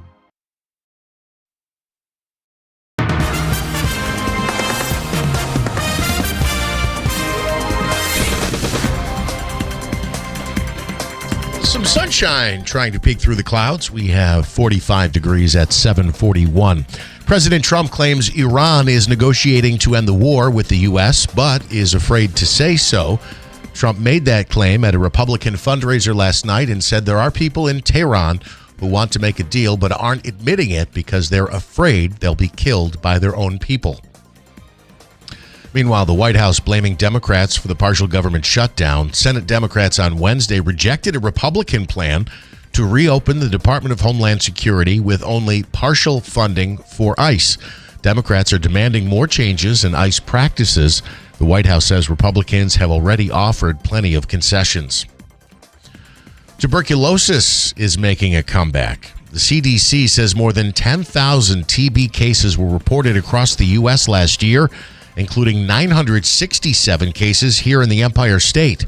That reverses 3 decades of decline. Tuberculosis is the world's deadliest infectious disease and primarily affects the lungs. The NCAA men's basketball tournament resumes tonight with 4 Sweet 16 matchups. 2nd seed Purdue takes on 11th seed Texas. Top seed Arizona faces number 4 Arkansas in San Jose. 9th seed Iowa battles against 4 seed Nebraska, and the 2nd seed Houston will meet number 3 Illinois. And Bill, the Army is allowing older recruits starting on April 20th. Is this a joke? Starting on 4/20? The Army's maximum age for new This is real. For new enlistees will jump from 35 to 42. The branch is also lifting the requirement for new recruits to receive a waiver if they have a single prior conviction for marijuana or drug paraphernalia possession. WIBX 950 AM 92.3 FM News Time 7:43. Here is your Weather Center forecast. Milder than our next cold front on the march, and that's going to cool us off. And by tomorrow morning, maybe some snowflakes flying in some spots. Now, right now, not looking for accumulations, maybe in the North Country. Either way, we do have some rain on the way. That's going to come in this afternoon, 62. Rain may end as a little bit of snow late tonight, early tomorrow. Tonight, we are just below freezing, and sunshine will develop, though, by tomorrow afternoon, 37. Sunny, 33 on Saturday. We'll start off in the teens.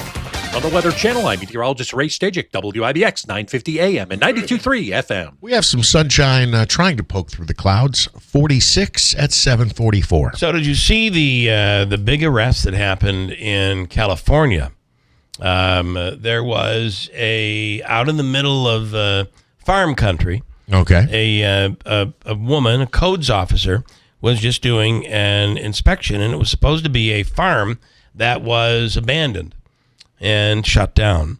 And as she was all of a sudden she started to see signs of activity in life, so she decided to go inside the facility.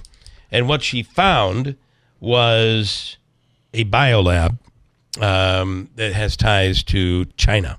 In fact, a couple of the people got away and flew back to China before anything was done. But it was a warehouse containing. They were apparently making COVID tests. They weren't making them. They were relabeling them. So there were hundreds of thousands of COVID tests that were made in China, and they were being relabeled as made in the USA, because that whole got to be made in the USA thing. So they were illegally relabeling them. But what she found was containers and containers of liquids that were labeled, and it turns out it's exactly what they were, labeled HIV. Oh, my God. Malaria. Oh, my God. COVID-19, Ebola, etc., etc. It was what looks like was a whole chemical warfare factory. Further investigation found another one connected to it in the United States, and we are just getting into figuring out what all of this means, but it's all very top secret as of right now. Wow. Can you imagine what could be done with that stuff?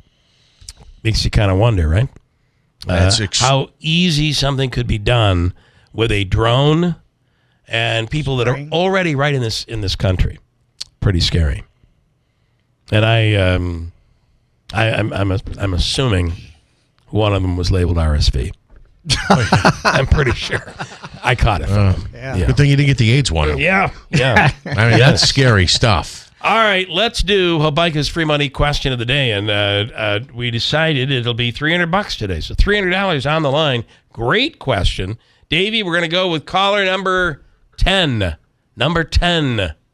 Caller number. Can you do that? All right, you sure? All right, so that's all. It's answering 10 calls. Caller 10 right now.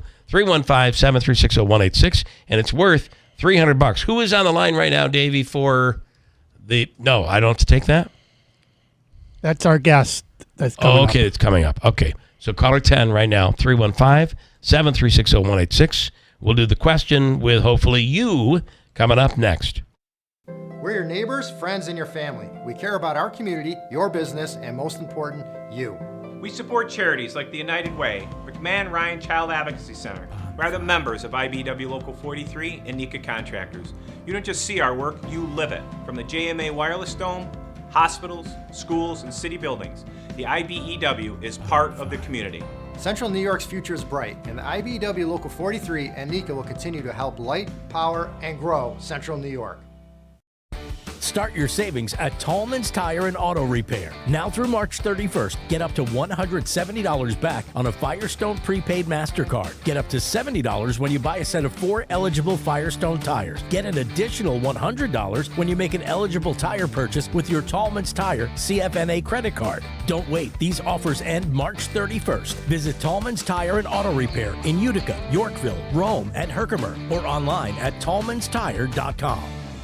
Don't rely on a standard off-the-shelf security system. When it comes to protecting your home, there's a big difference between plug and play and a professionally designed system. At CML Security, security is personal. Their skilled technicians meet with you one-on-one, walk your property, and design a custom system built around your family's needs. From security cameras, intrusion systems, and smart home features, they can also add a level of fire protection to their intrusion systems. They install commercial-grade equipment and provide a warranty warranty on systems that they install. Call CML Security at 315-866-5845 today to schedule your in-home consultation. That's 315-866-5845 or visit cmlsecurity.net. Based in Herkimer, they serve the central New York area. CML Security. Call 315-866-5845. Personalized protection your family can trust.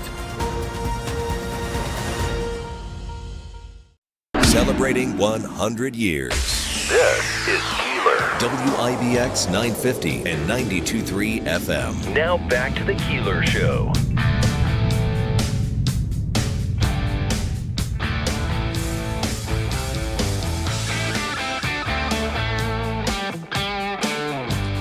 All right, good morning. Back after a few days out again, but feeling much better. Looks like Amanda. Is it Amanda in Utica ready to take a shot? It's Hobica's free money question of the day, and it is worth $300 this morning. It's a goodie, $300. And it comes from the Hobica Law Firm, Joseph and Andrew Hobica, at 315-724-1600. For all of your legal needs. Good morning, Amanda. How are you? I'm good. How are you? Good. You know the deal here, what you have to do.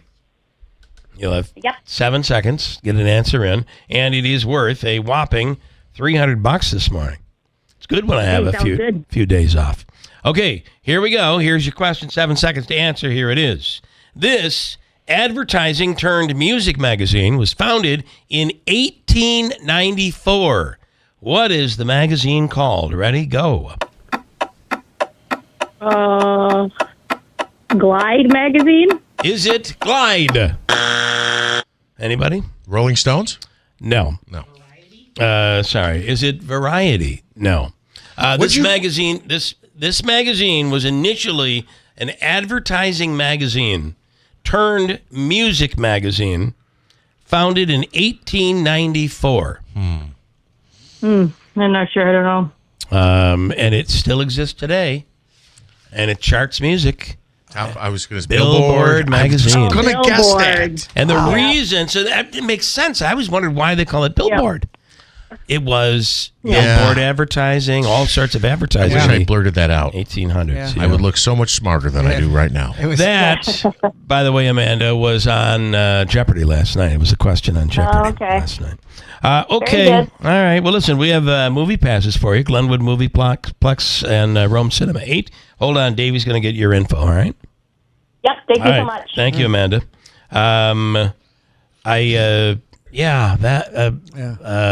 There's a guy on Jeopardy right now who has won, I don't know, 2 weeks in a row. Yeah, the guy, he's a bureaucrat. He says, I'm a bureaucrat. I'm a bureaucrat. And what else? It actually turns out he's a bureaucrat who helps people. Right. But, look at the pure definition of bureaucrat. But he kind of feels like he's an awkward spectrum type of guy, but brilliant. Jamie Ding?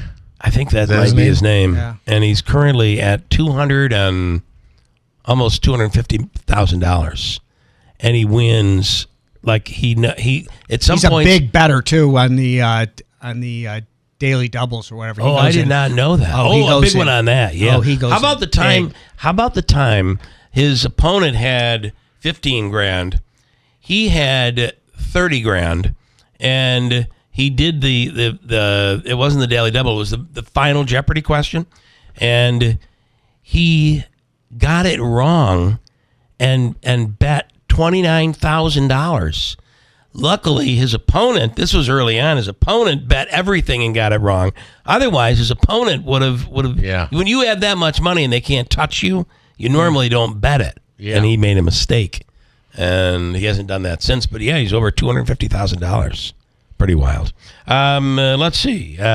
He is Christopher Schmidt, and he's an independent running for the current seat held in the 21st Congressional District by Elise Stefanik, and he's on the line right now.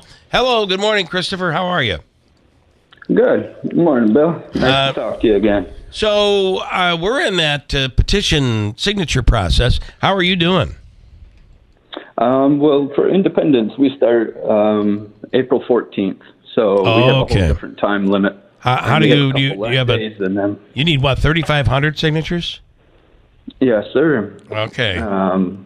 So it's a little different than the other two parties. They only need 1,250. So we already have a hurdle ahead of us. You have filed. Have you filed suit about this?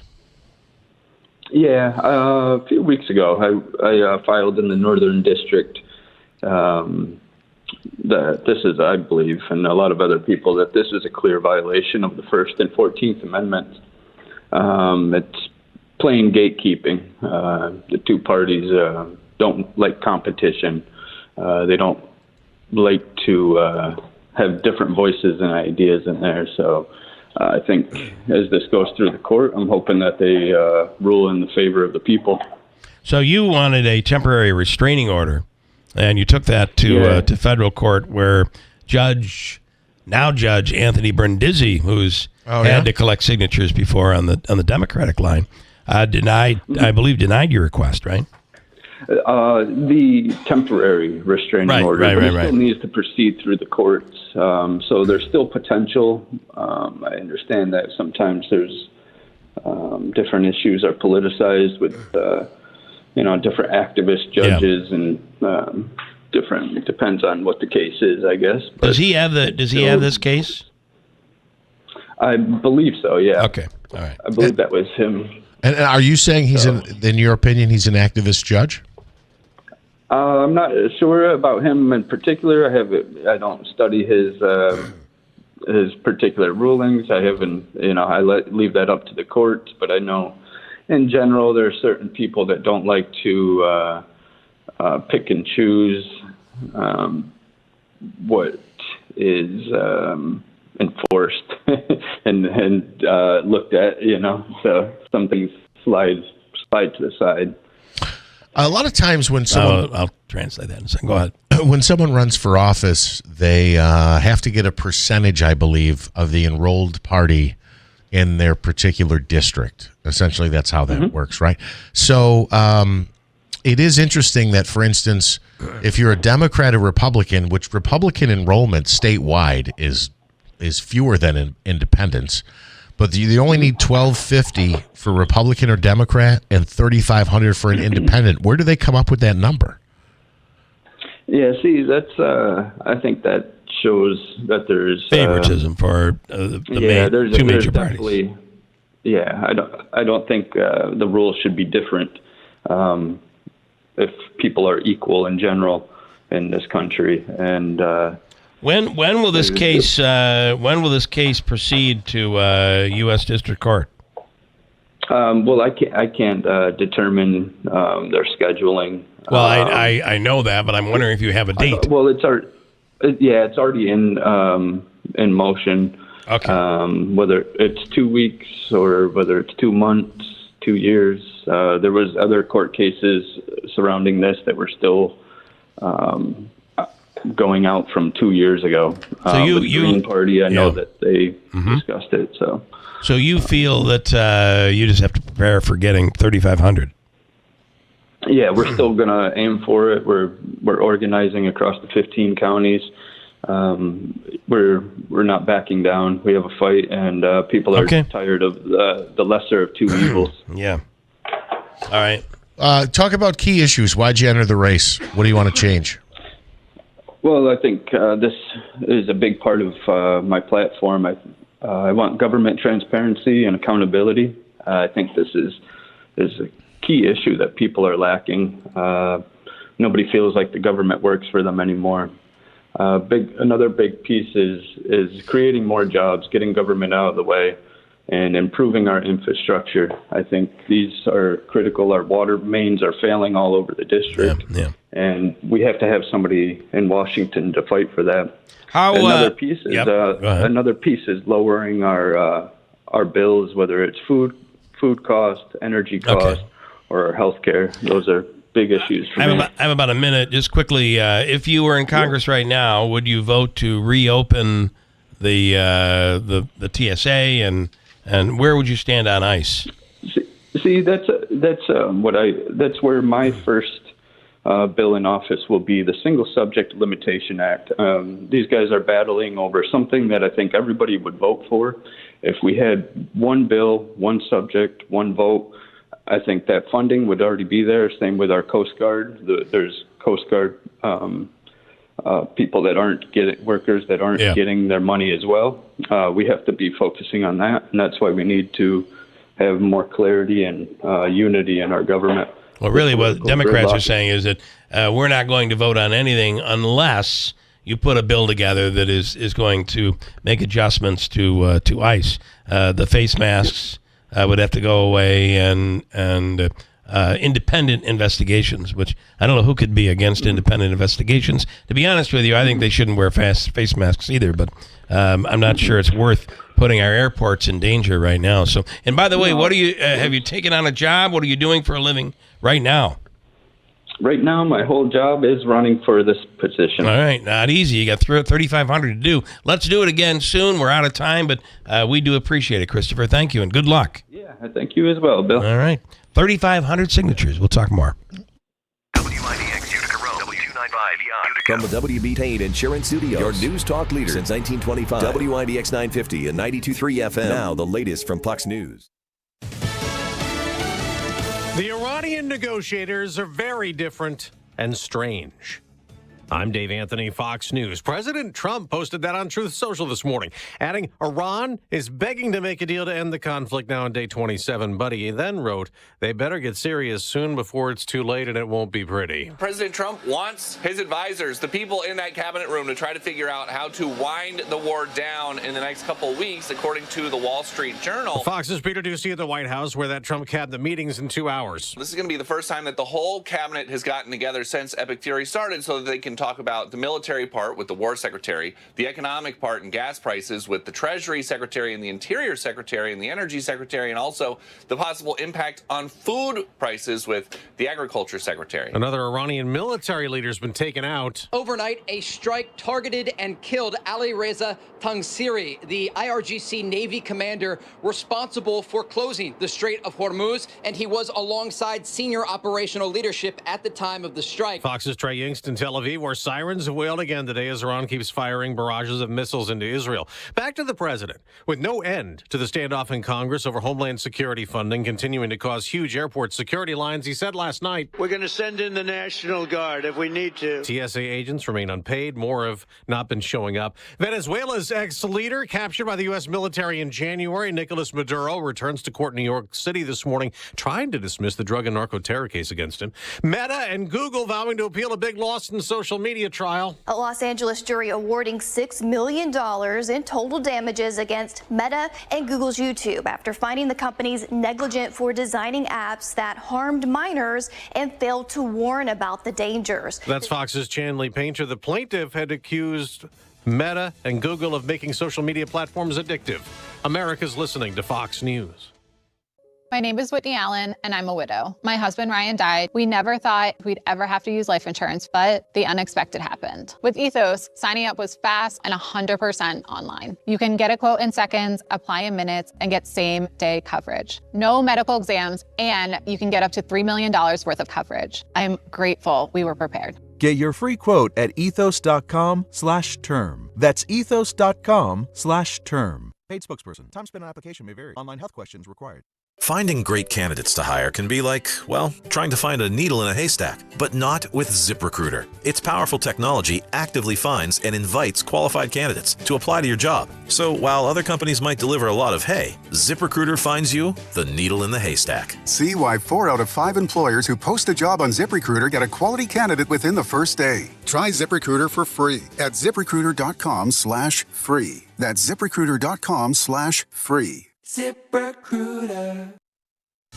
As U.S. Marines and Army troops head to the Middle East while Operation Epic Fury against Iran continues, the Army is making a move. In a bid to boost its ranks, the U.S. Army's raising its enlistment age limit from 35 to 42 and doing away with a restriction for a single marijuana conviction. Previously, that conviction would have required a waiver from the Pentagon and the passing of a drug test.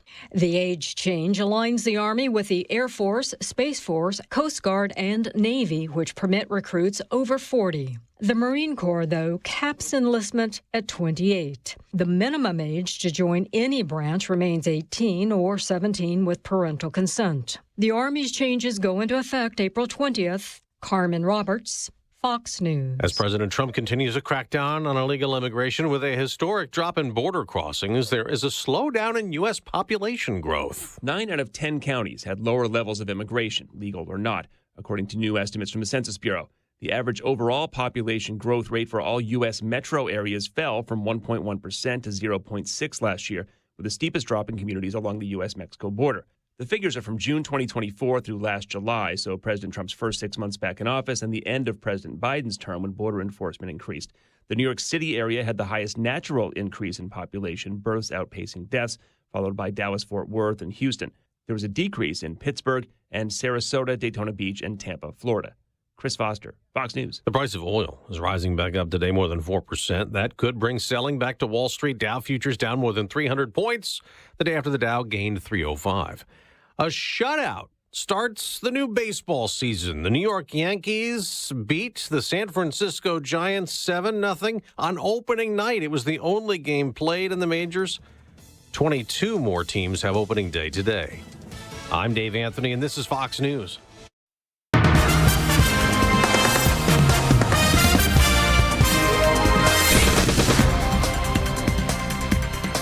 We have some sunshine and 46 degrees. Good morning. I'm Jeff Manaski, WIBX 950 AM 92.3 FM. News time is 8:05. This news update brought to you by the new destination Kia of Utica on Commercial Drive in Yorkville. A third day of testimony is being heard today in the trial of former Mid-State Corrections Officer Jonah Levy. Levy facing multiple charges for his alleged role in the beating death of inmate Messiah Nantwi last March. Yesterday, Nantwi's roommate testified and said he was tossed on a bed before being attacked with a baton, slammed on the ground, and then kicked. Nantwi died a short time later. If convicted, Levy could be ordered to spend up to 25 years to life in prison. The Utica Common Council voting Wednesday to override 7 vetoes issued by Mayor Michael Galimi, reaffirming a series of budget amendments that shift funding priorities within the city's spending plan. Those overrides passed by a 6-2 vote along party lines. The vetoed amendments, originally approved on March 19th, reduced or reallocated funding across several accounts, which council members said were overfunded or underutilized. The Oneida Herkimer Solid Waste Authority will be opening its household hazardous waste facility for the 34th season coming up next Wednesday, April 1st. The facility, available to Oneida and Herkimer County residents, and will be open through Wednesday, September 30th. It's located on Sewage Plant Road in Utica, open Monday through Friday from 8 to 4 and Saturday from 7 to 2. Among the items you can drop are oil and latex-based paints, kerosene, old gasoline, pool chemicals, herbicides, pesticides, fertilizers, wood preservatives, furniture stripper, and more. You can find the complete list on their website, ohswa.org. And Syracuse University announcing plans to cut 9 humanity-based majors in an attempt to save money. They include classical civilization, digital humanities, German, Russian, and Middle Eastern studies. Current students will be able to finish their studies, but new students cannot enroll. Those majors are going away, but students will still be able to minor in them, and no job cuts are expected. WIBX 950 AM 92.3 FM. News time is 8:08. Here's a look at your Weather Center forecast. Milder than our next cold front on the march, and that's going to cool us off. And by tomorrow morning, maybe some snowflakes flying in some spots. Now, right now, not looking for accumulations, maybe in the North Country. Either way, we do have some rain on the way. That's going to come in this afternoon, 62. Rain may end as a little bit of snow late tonight, early tomorrow. Tonight, we are just below freezing. And sunshine will develop, though, by tomorrow afternoon, 37. Sunny, 33 on Saturday. We'll start off in the teens. On the Weather Channel, I'm meteorologist Ray Stajic, WIBX 950 AM and 92.3 FM. Sunshine, 46 degrees at 8:08.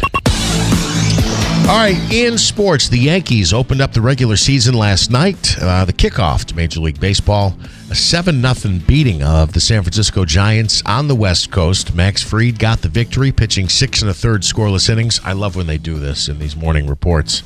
The Yankees now lead the AL East at 1-0. Nobody in the division's played a game.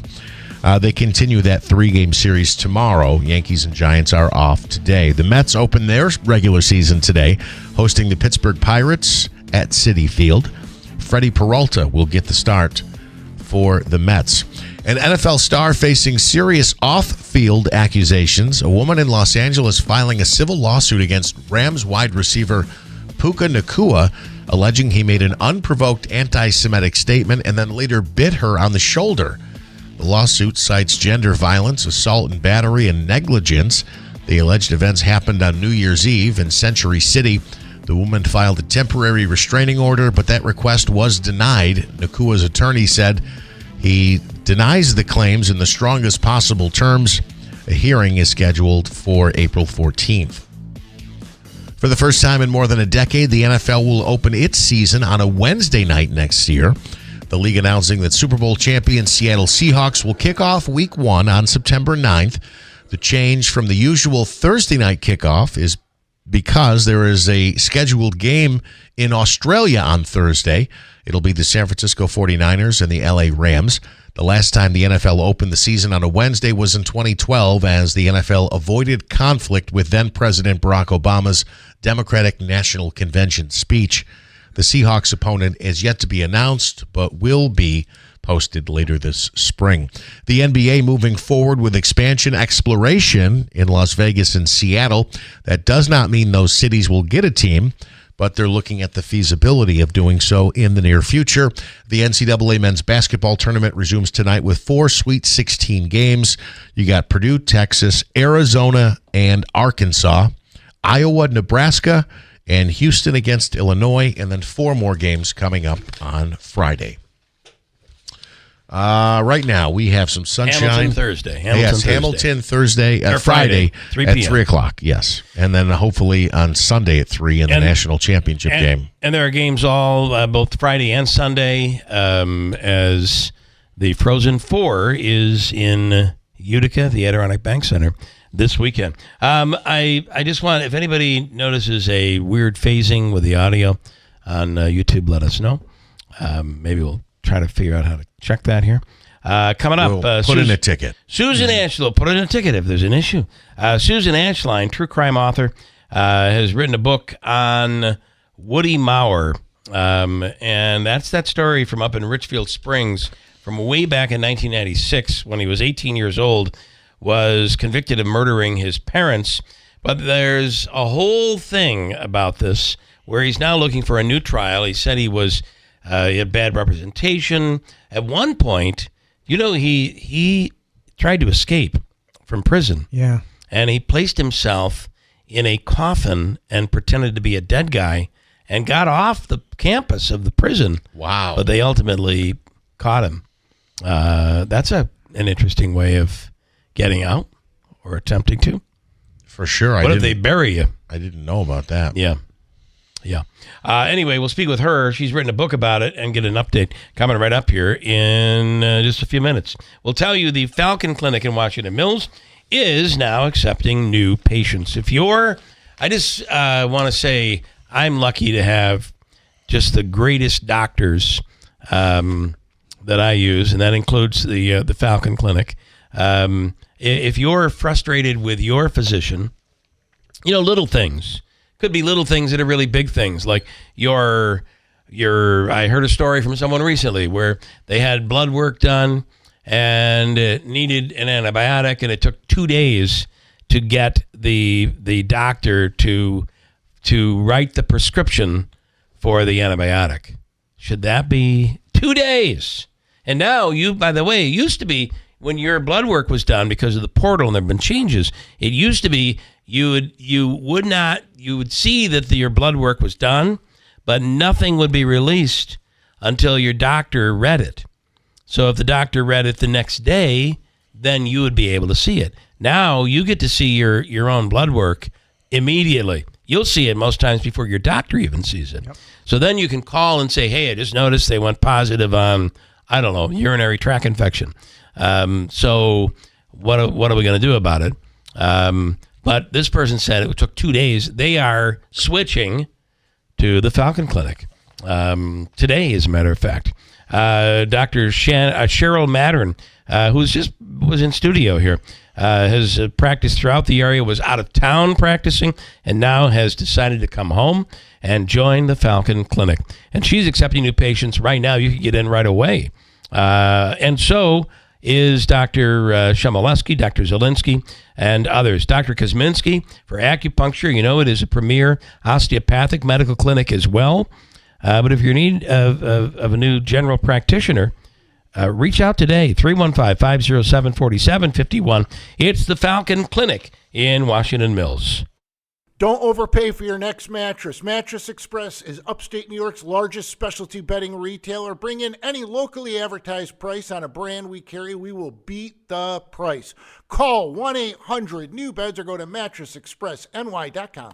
Don't rely on a standard off-the-shelf security system. When it comes to protecting your home, there's a big difference between plug and play and a professionally designed system. At CML Security, security is personal. Their skilled technicians meet with you one-on-one, walk your property, and design a custom system built around your family's needs. From security cameras, intrusion systems, and smart home features, they can also add a level of fire protection to their intrusion systems. They install commercial-grade equipment and provide a warranty on systems that they install. Call CML Security at 315-866-5845 today to schedule your in-home consultation. That's 315-866-5845 or visit cmlsecurity.net. Based in Herkimer, they serve the central New York area. CML Security. Call 315-866-5845. Personalized protection your family can trust.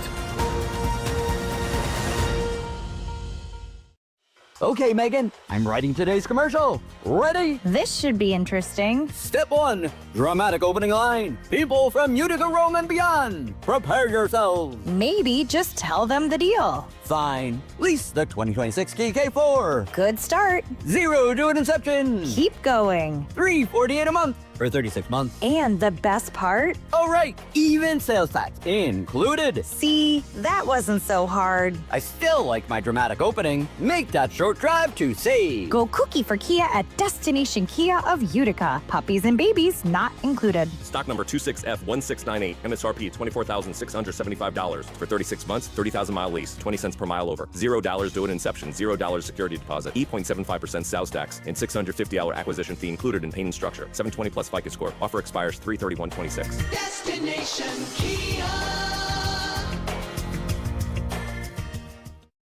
This is a special alert to all Americans who own a vehicle with less than 200,000 miles with an auto warranty about to expire or with no warranty coverage at all. Due to a decline in the economy, CarShield is announcing a low-cost month-to-month vehicle protection plan that is now available to the public to save any driver out-of-pocket expenses on future auto repairs. Call now to find out how you can pay almost nothing for covered auto repairs. Yes, you heard that correctly. Pay almost nothing for covered auto repairs. An open phone line has been established for all drivers to call for a free quick quote. Call 800-923-6829 now. Drivers who are covered will not have to pay for covered repairs again. This protection plan is at an all-time low. Additionally, drivers who activate this vehicle protection today will also receive free roadside assistance, free towing, and car rental options at no additional cost. Call us for your free quick quote today. 800-923-6829. That's 800-923-6829. What do you have to lose? Call 800-923-6829. Again, 800-923-6829. If you've missed the Kim Commando Show,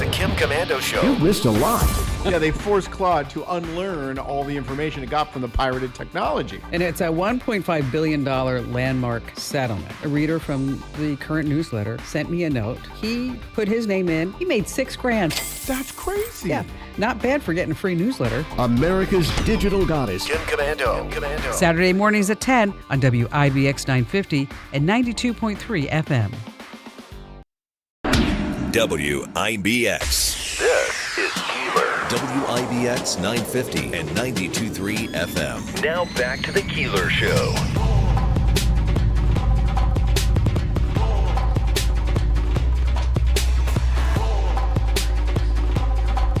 All right, so this story, as I said, goes back to 1996 when he was 18 years old, and we've heard stories much like the Menendez brothers situation, where there was abuse, sexual abuse. That's what he has claimed. But he was convicted back then with some interesting, he's saying, some interesting promises that were made. $25,000 was supposed to go to someplace. And also a lack of what he claims proper counsel. So he's now looking for a new trial. And Susan Ashline wrote a book about it, Ungrateful Bastard, The Shocking Journey of a Killer and Escape Artist. We'll get into that as well. Susan Ashline is on the line right now. Good morning, Susan. Anything new that we know on this story? As far as the court action? Yeah. Yeah, so I just want to be clear, I'm not an attorney, so anything I say is not, set in stone because I'm not that versed on law, but I did attend the hearing at the end of January, day one, and I do have the transcripts from both days of the hearings. And the written arguments are due from both sides April 6th now, I believe. Okay. And then the county court judge will consider them and make a decision. Some big things came out on day two, according to the transcripts and people I spoke with, that you will never see in the news.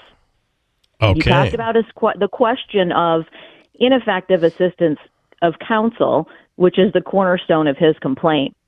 So what came out on day two by witnesses that were introduced by the people, by the Attorney General's lawyers, was that Woody Mauer's main attorney, Randy Scharf, was fired from the Capitol Defender's Office 3 years after he represented Woody, when it was learned that he had falsified his resume and, in fact, was never qualified to work for the Capitol Defender's Office to begin with. Wow. They discovered he had, for instance, been hiring people to write motions for him.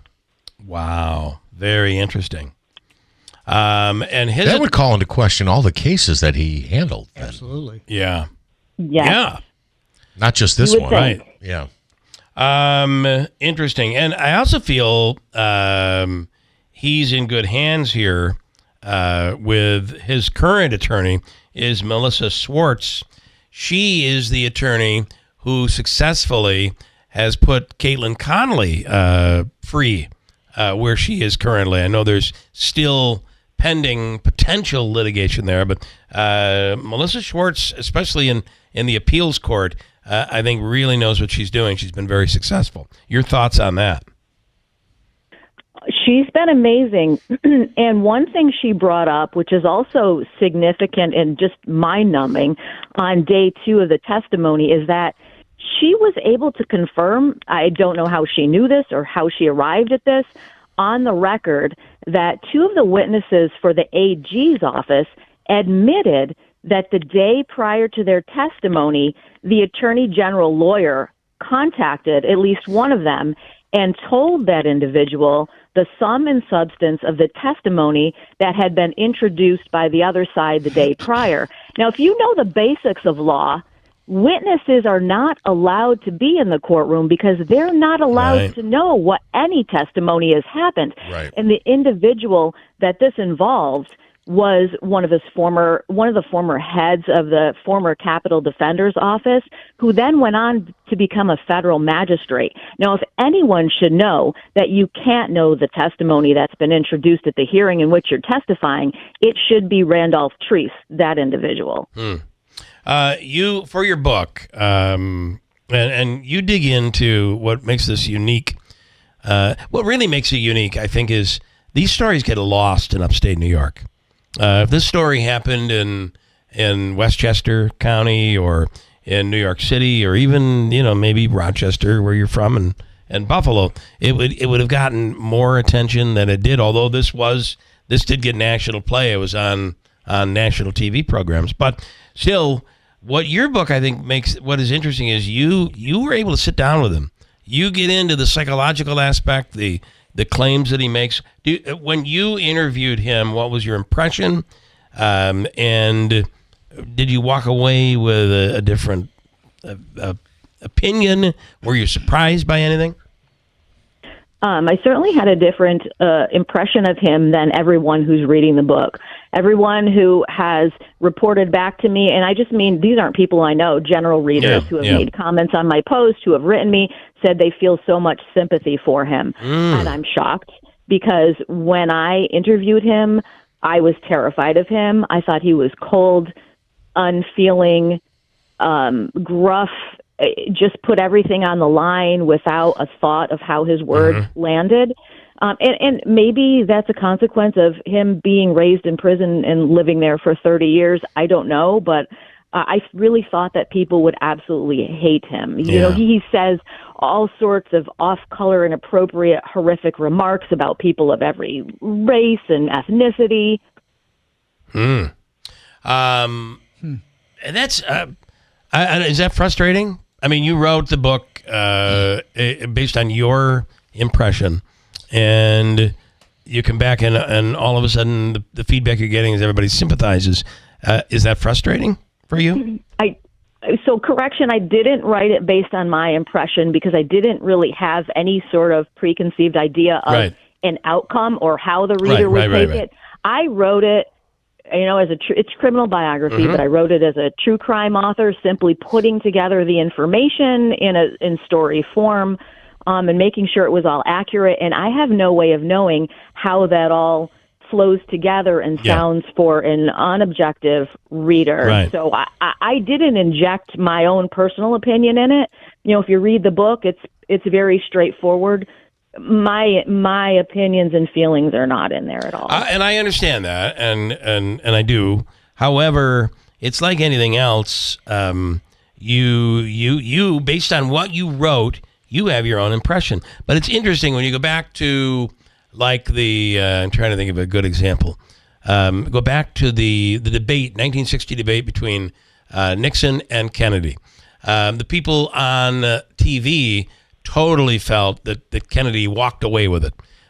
Nixon was sweating. He just didn't look good. But on radio, those people thought Nixon won the debate. So it's very interesting. You have the TV version, and they're just reading the facts. So maybe that played a little part of it. Well, I certainly was nervous. I sweated it out for a long time that Gordon Woody Maurer would be so enraged at how this story came out and quote unquote made him look. I thought he would kill me when it came out. So, you know, is it frustrating that people sympathize with him? No, I won't be killed now, right? Yes, that's good. No, I think it's good. I think it's good that people are all feeling a certain way about the story, and that it really seems to be moving, like a moving thing for them. Has he given you feedback? He loves it. Yeah, he just received it in prison maybe 2 weeks ago now, and he called me a week ago to let me know that he really, really liked it. Wow. You know, Susan. You know, they've done movies about this. Yeah. Female interviewing male murderer. I'm just saying. But isn't that phenomenon that you talk about, that you're surprised that, you know, that the way that what you experienced, yet there's this sympathy. Doesn't that happen so often in regards to it with people in prison or whatever? That I'm thinking about the Mangino, although I think part of that is that, you know, the way he looks and whatever it is, but there's this thing, this feeling for this person that's behind bars or whatever that brings sympathy out to certain folks.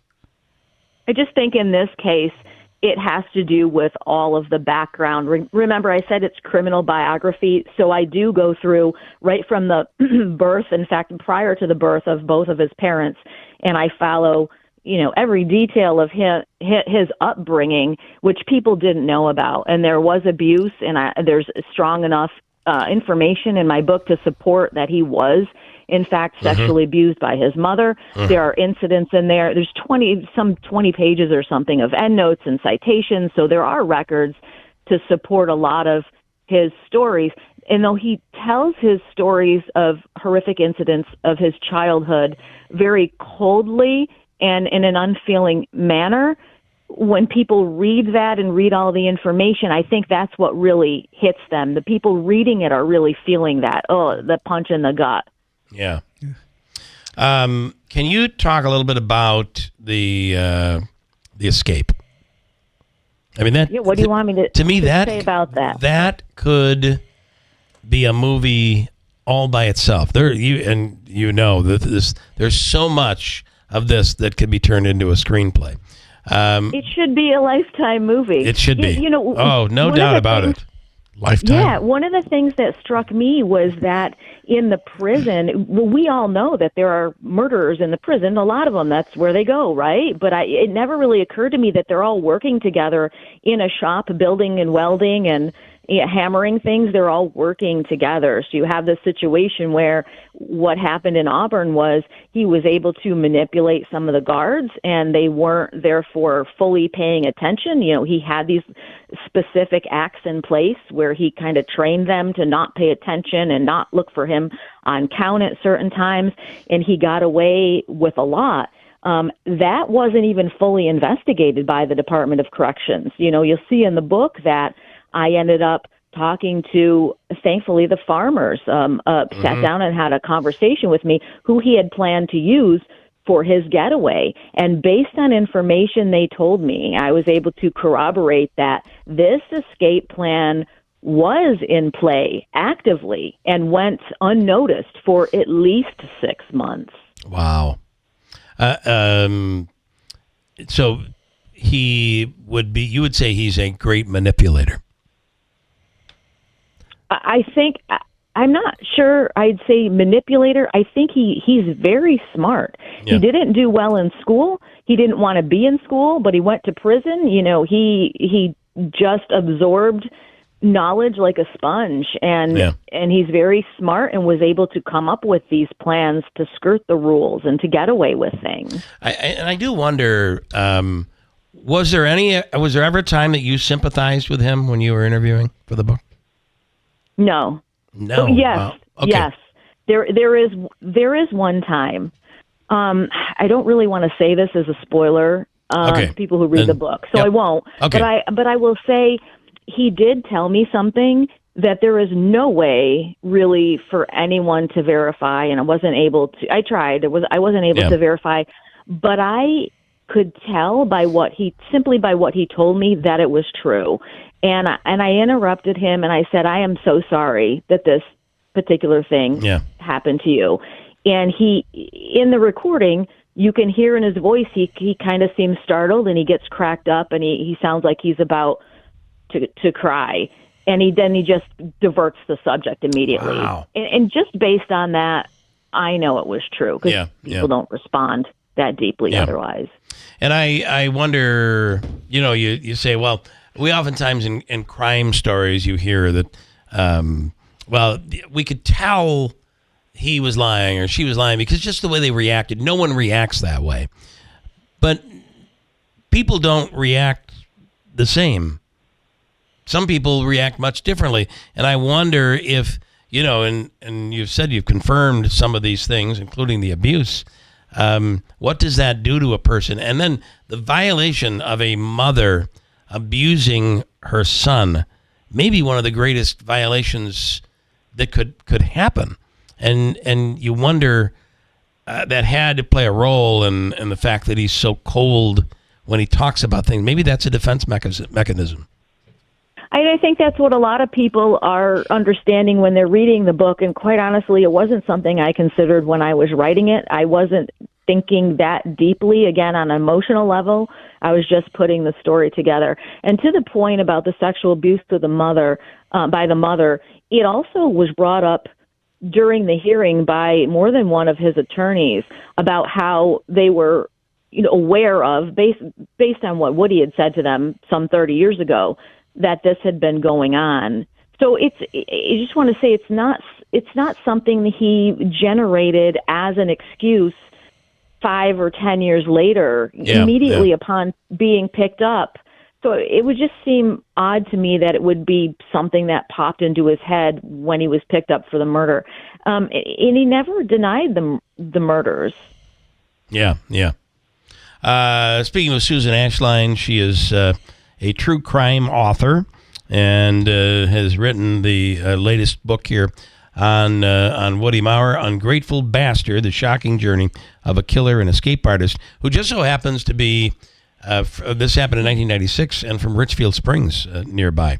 So in the book, you get into what prison life is like, what he describes prison life is like, and the security and the things that maybe loopholes that allowed him to plan the escape.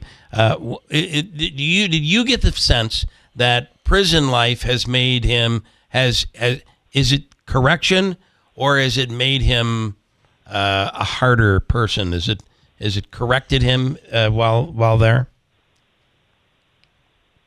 It's hard to say, because I'd have to know what kind of person he was when he went in. His record in prison has been absolutely horrific. Yeah. Horrific. He's been involved in numerous assaults, and I write about them in the book. Those are other things that actually were corroborated in the hearing. So I don't know. I don't think it's changed the person he has been. The one thing that has changed him is that he has met a woman on the outside who, we can refer to as his girlfriend, and that has really changed his behavior in prison and his outlook. Oh, interesting. And then talk about the steroid problem. Yeah, that was the steroid problem goes so much deeper than anyone in that community, I think, ever realized. It was shocking to me, the information and evidence I saw about his steroid use. So when he killed his parents, he was addicted to steroids, and he was taking them without regard for dosing, and it was causing all sorts of problems. And it was explained that he was really doing steroids and drinking a lot of alcohol to try to cover up the pain of his upbringing and the sexual abuse by his mother. So that is and was seen as, a possible mitigating factor to the murder of his parents. And I just want to say, you talked about like a lot of murders in bigger cities go unnoticed. I think this one has some hallmarks of a good story, which made people take notice, which was he was an 18-year-old kid. We can call that a kid, when he murdered not one but both of his parents. And it happened around the time of the Menendez murders. He also took off. He took off also with a 14-year-old girl.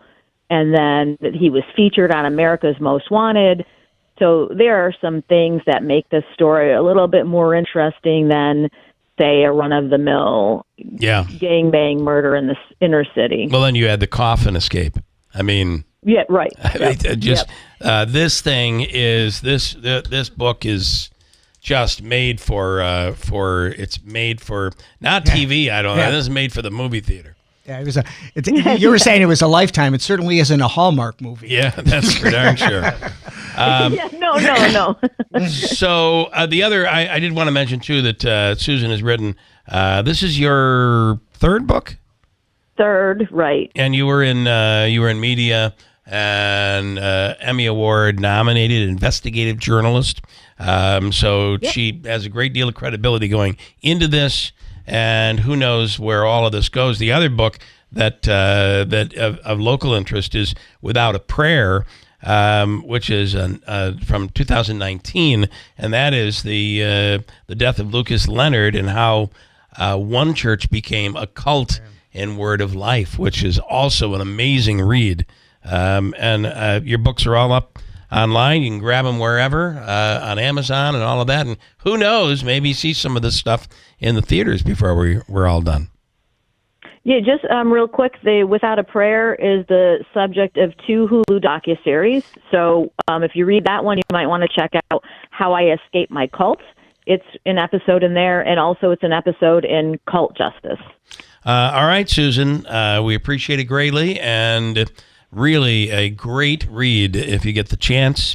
This is not just because it's local, it's well beyond that. Ungrateful Bastard, the shocking journey of a killer and escape artist, is available wherever you get your books. Susan Ashline, thank you. Thank you. All right. Wow. Quite a story, right? It is a wild story. And I do find it interesting that she kind of suggested that since he had found, I guess, some type of a relationship, he's kind of toned down a bit. Yeah. And I don't know if is that in hopes that if he does get a new trial, there'll be some leniency or they'll credit him with time served? Or is that just, I don't know, he feels more spiritually or emotionally satisfied now? On what his appeal is, I feel like his behavior in prison and the escape attempt and all of that is not something that's going to help him, but it shouldn't really hurt him. I mean, if his rights were violated, his rights were violated. Right. But, does he ever leave prison? Probably not. All right, quick break. Coming up, the Common Council meeting got a bit heated on the budget issue, and there's a lot going on right now. There are a lot of things happening. We'll speak with councilperson Katie Aiello coming right up. The smartest self-defense decision isn't made in the moment. It's made before danger ever appears. Because when you pull a firearm trigger, you're not just stopping a threat. You may be starting a chain of legal, financial, and emotional consequences that can follow you for years. That's why more responsible Americans are choosing to lead with less lethal force. Byrna less lethal launchers fire tear gas and kinetic rounds designed to stop an attacker for up to 40 minutes, giving you time to escape, create distance, and get help without using deadly force. It's a smarter first response. Your college-age kids can carry it. Your spouse can use it. Even aging parents can handle it confidently. Byrna's best-selling compact launcher is sleek, slim, and incredibly powerful, built for discreet everyday carry. Byrna is proudly hand-assembled in Fort Wayne, Indiana. More than 750,000 have been sold worldwide, making Byrna a trusted leader in personal safety. And it's legal in all 50 states. No background checks. Ships directly to your door. Protect yourself. Protect your future. Start with less lethal. Visit Byrna.com today and find the right launcher for your family. That's BYRNA.com. Don't rely on a standard off-the-shelf security system. When it comes to protecting your home, there's a big difference between plug and play and a professionally designed system. At CML Security, security is personal. Their skilled technicians meet with you one-on-one, walk your property, and design a custom system built around your family's needs. From security cameras, intrusion systems, and smart home features, they can also add a level of fire protection to their intrusion systems. They install commercial-grade equipment and provide a warranty on systems that they install. Call CML Security at 315-866-5845 today to schedule your in-home consultation. That's 315-866-5845 or visit cmlsecurity.net. Based in Herkimer, they serve the central New York area. CML Security. Call 315-866-5845. Personalized protection your family can trust. Are you having a hard time making it through a day of work without foot pain or discomfort with things that used to be simple like walking the dog? You may be thinking there's no way that something as simple as the Good Feet store can help you, like Bill. My feet would just ache, my back would hurt, my ankles, everything just hurt. And I'd seen the commercial several times before I finally said, I'm going to do this. And I'll be darned if it didn't work. I feel a million times better than I ever did. Another satisfied customer of the Good Feet store is Wendy. Since wearing my arch supports from the Good Feet store, my back pain is gone and my feet don't hurt as much. And as I look into the future without pain, I see myself being even more adventurous, joyful, and full of possibility. Come to the Good Feet store today for your free fitting and test walk. We're in your neighborhood. Find the location nearest you and book your appointment at goodfeet.com. Good Feet arch supports are HSA and FSA eligible. Discover your options at the Good Feet store.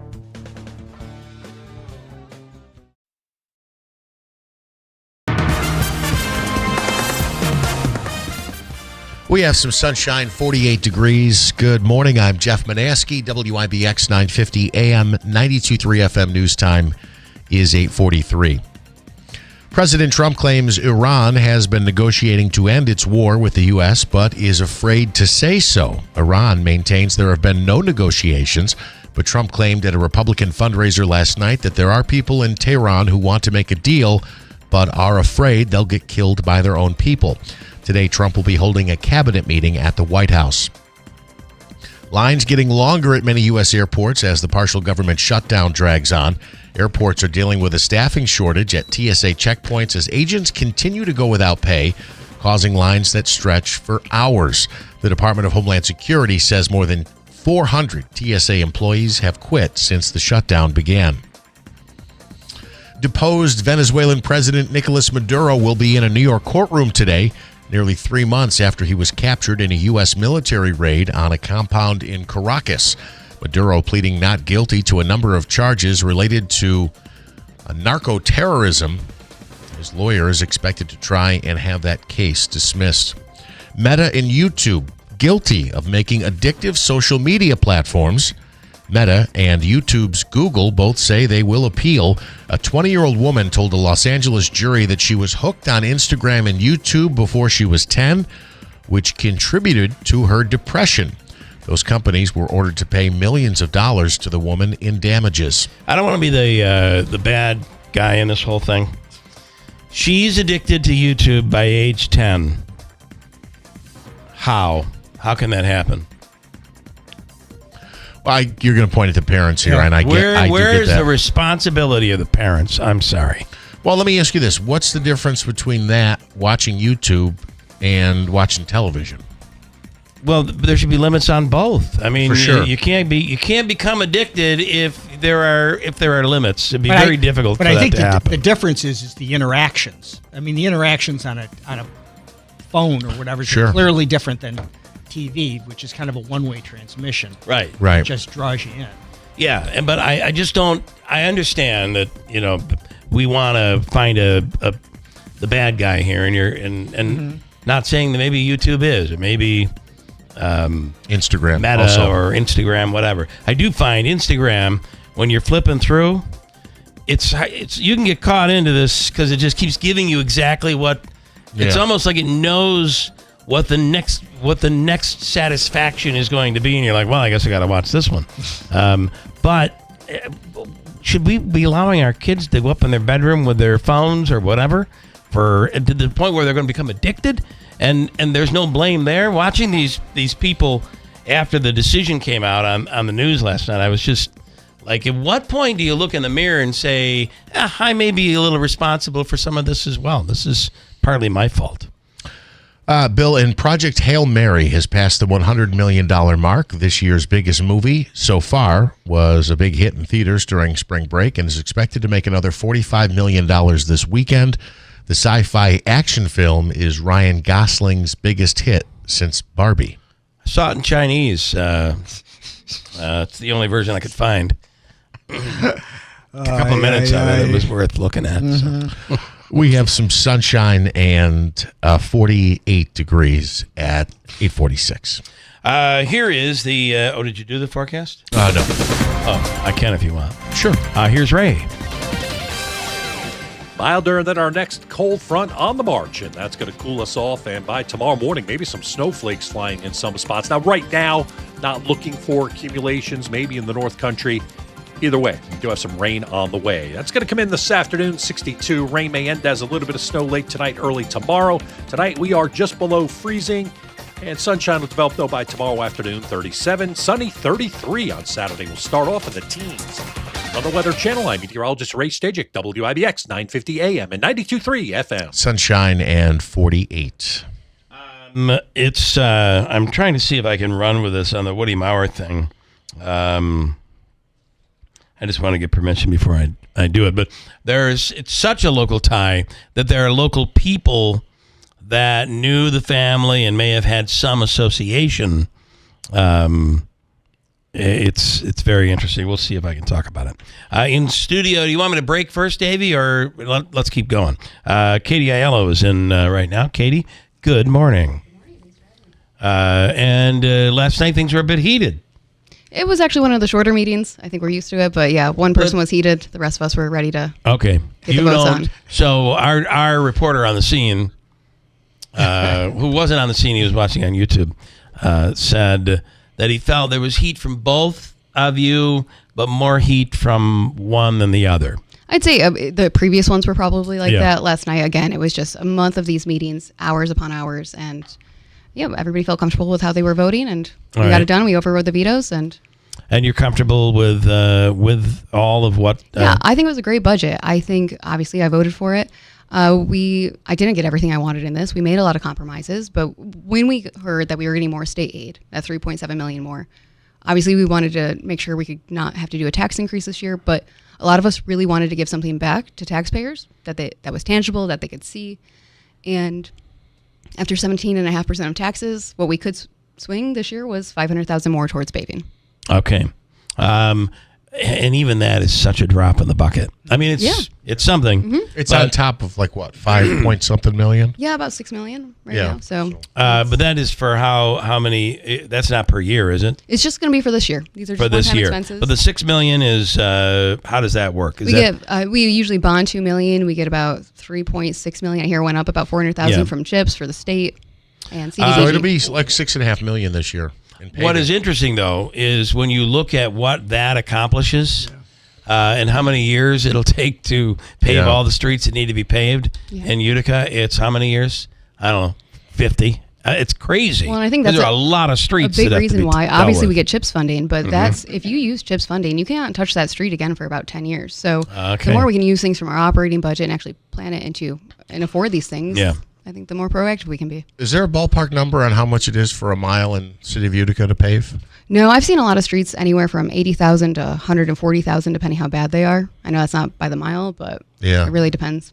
Yeah, it depends.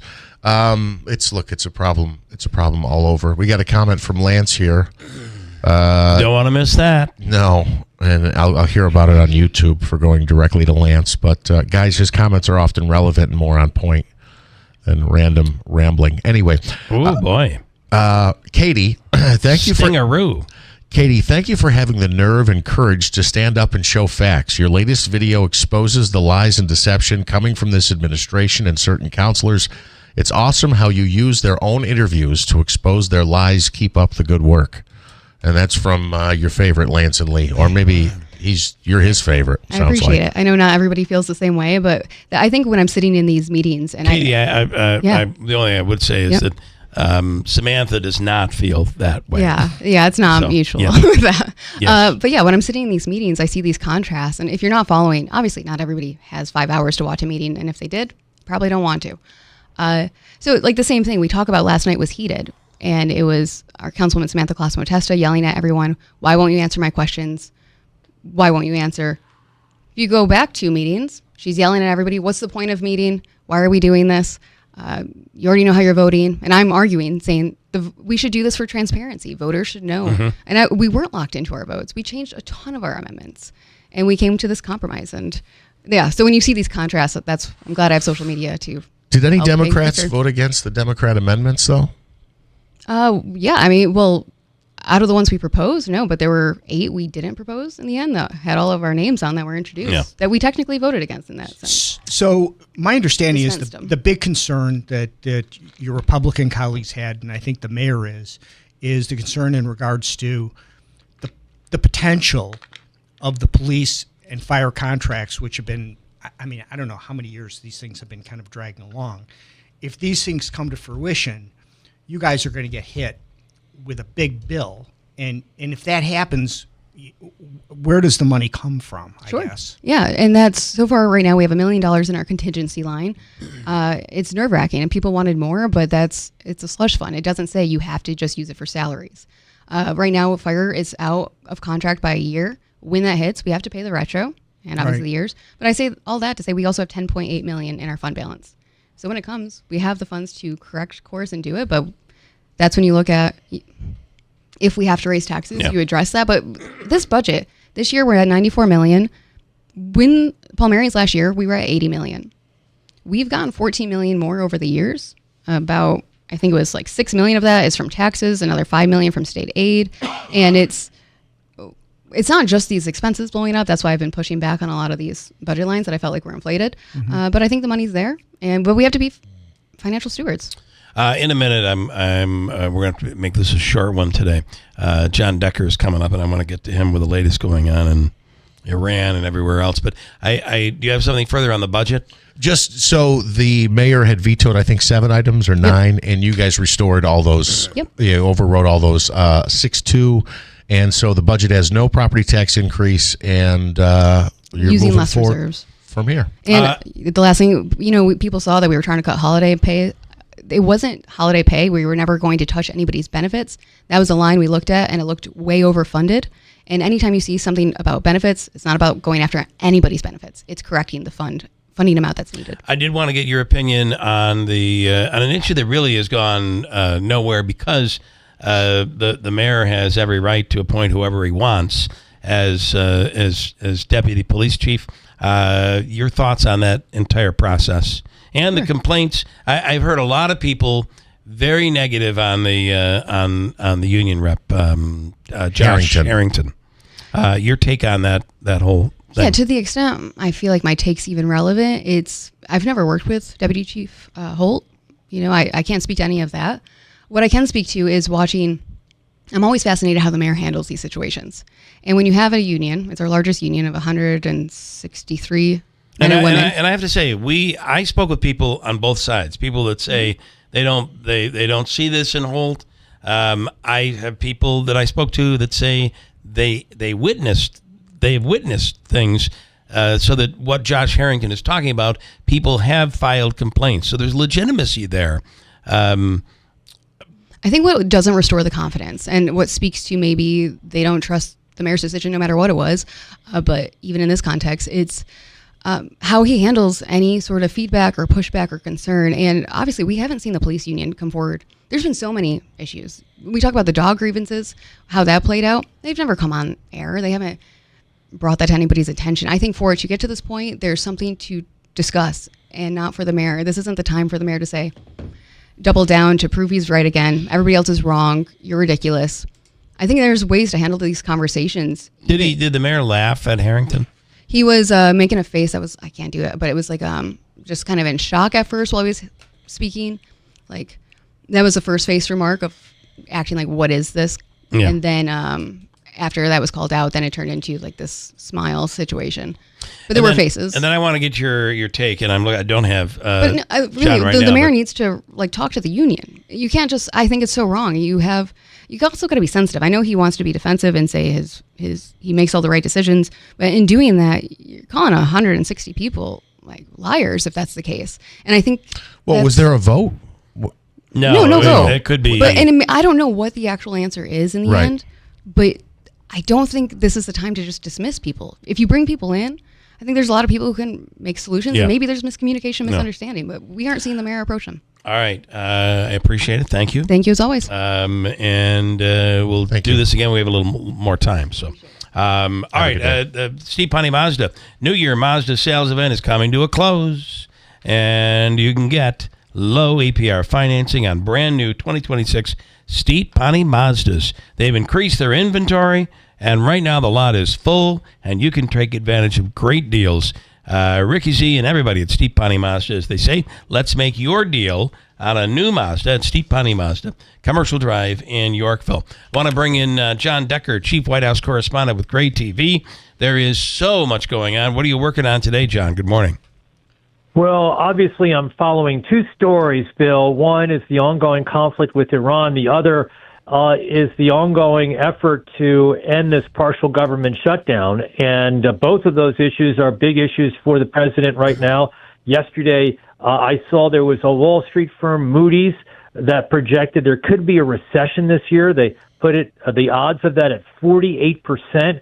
And they say that's if this conflict with Iran is prolonged. So that is something that I'm sure concerns the president, his team, as well as other Republicans that want to hold on to both the House and the Senate. I want your take. A lot of mixed messaging coming out, whether it's from the president, and we may get something on social media, Truth Social, and then a comment made to a reporter, and then a press conference from the president, all different things. And then you listen to Mike Johnson and Pete Hegseth. Everybody seems to have the same, but at times the president goes in a different direction. What do we take away from that? Yeah, no, I agree with you. And, you see the mixed messaging reflected, with the way the financial markets have been gyrating. I was with the president last night at a fundraiser. I was covering that, and he was telling House Republicans about how the Dow hit 50,000, and it did. But that was before this conflict started. And now we see the downward slide in financial markets, gas prices continuing to rise. So these are headwinds that Republicans are facing right now with the midterm elections 8 months away. And then now we have troops heading to the region. You have Iran saying they're between what's going on between Iran and Israel. There are still rockets being exchanged. This doesn't seem like this ends in a week. It just doesn't have that feel to it. It doesn't, and both sides have essentially put negotiating terms on the table that, are red lines for both countries. For Iran, they want to control the Strait of Hormuz even after this conflict is over. And for the U.S., that's a red line. And for the U.S., they want to have Iran no longer want to pursue a nuclear weapons program. And Iran says, no, we're not going to agree to that. So we'll see where things go. We'll see if diplomacy ultimately wins the day, or, if this military conflict continues for weeks on end beyond the 1 month mark, which we already hit. Wow, so much happening. And John will be watching. And I always say, just listen in. You'll either see or hear John asking questions inside right as it happens. John Decker, we appreciate it. We'll talk soon. Thank you. Thanks, Bill. Bye-bye. Right. Chief White House correspondent with Gray TV. Back tomorrow morning. WIBX Utica Road, W295 Utica. From the WB Tate Insurance Studios, your news talk leader since 1925. WIBX 950 and 92.3 FM. Now the latest from Fox News. A warning to Iran. I'm Dave Anthony, Fox News. From President Trump on Truth Social this morning as he keeps insisting their negotiators, he calls very different and strange, are begging to make a deal. Yet they publicly state that they are only looking at our proposal. Wrong. They better get serious soon before it's too late, because once that happens, there is no turning back, and it won't be pretty. Fox's Matt Finn reading the Post in Dubai, which has been targeted in more Iranian counterattacks. The UAE says 2 people actually died in Abu Dhabi. The UAE Ministry of Defense writing earlier today, the UAE's air defenses are currently dealing with missile attacks and incoming drones from Iran. Iran's also been launching more missiles into Israel, which has taken out another Iranian military leader and Navy commander after Admiral Brad Cooper, the head of the U.S. Central Command, posted on X. For decades, Iranian warships have roamed regional waters, threatening and harassing global shipping. But those days are over. Cooper says they've destroyed 92% of the Iranian Navy's largest ships. Another frustrating day trying to catch a flight. No end to the standoff in Congress over Homeland Security funding, more unpaid TSA agents not showing up, and Fox's Brooke Taylor standing by another huge line in Houston. It basically looks like a giant maze. The line, it starts at the lower level, and then it loops outside the terminal because there's just not enough space inside. Still no pre-check, no clear. It's just one giant general boarding line because there's not enough agents to screen people. And those agents will miss another paycheck tomorrow. In 2 hours, Nicolas Maduro, the Venezuelan leader the U.S. captured in January, returns to court trying to get his drug, weapons, and narco-terror case dismissed. Because the U.S. government is blocking the Venezuelan government from paying Maduro's legal fees. The U.S. argues that Maduro is not the legitimate president of Venezuela, and there are pre-existing sanctions against him that prevent state funds from being used for his defense. Fox's Nate Foy outside the federal court in New York City. America's listening to Fox News.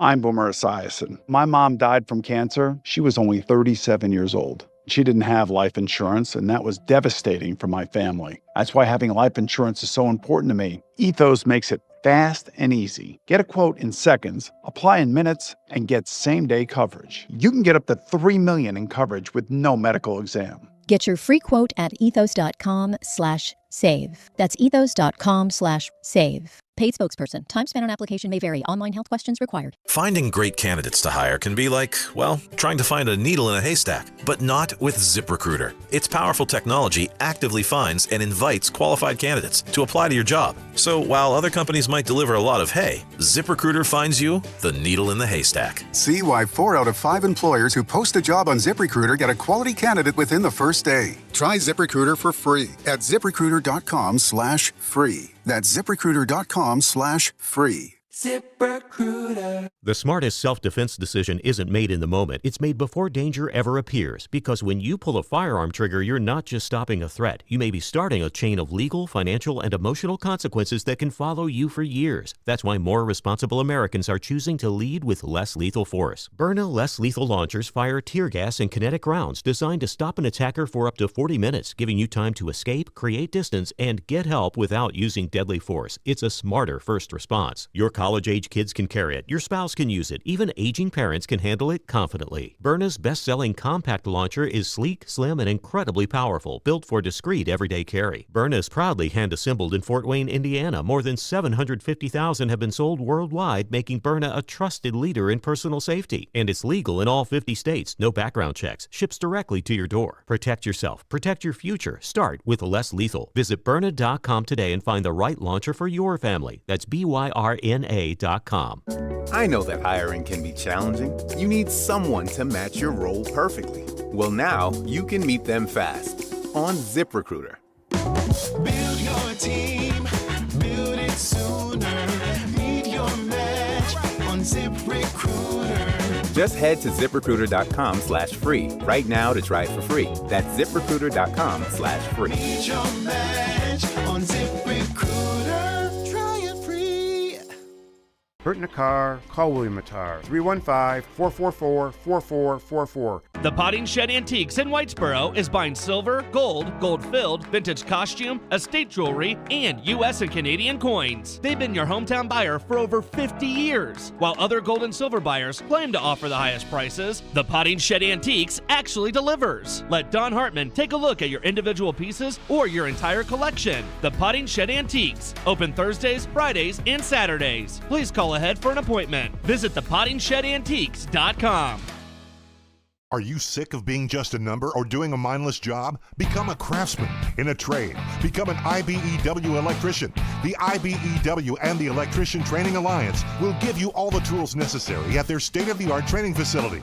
Earn as you learn. Paid training while you get your certification. What are you waiting for? Become an IBEW Local 43 electrician. Call or go online today to learn more. Find your career at IBEW and let the Electrician Training Alliance light up your future. Spring is almost here. Get your yard ready with New Perspective Landscaping, your trusted local contractor. From paver patios, walkways, custom landscape design, and full-service maintenance. Call today and get on the schedule before spots fill up. Visit nplhardscape.com today. From smartphones to smart homes, I've got your back. I'm Kim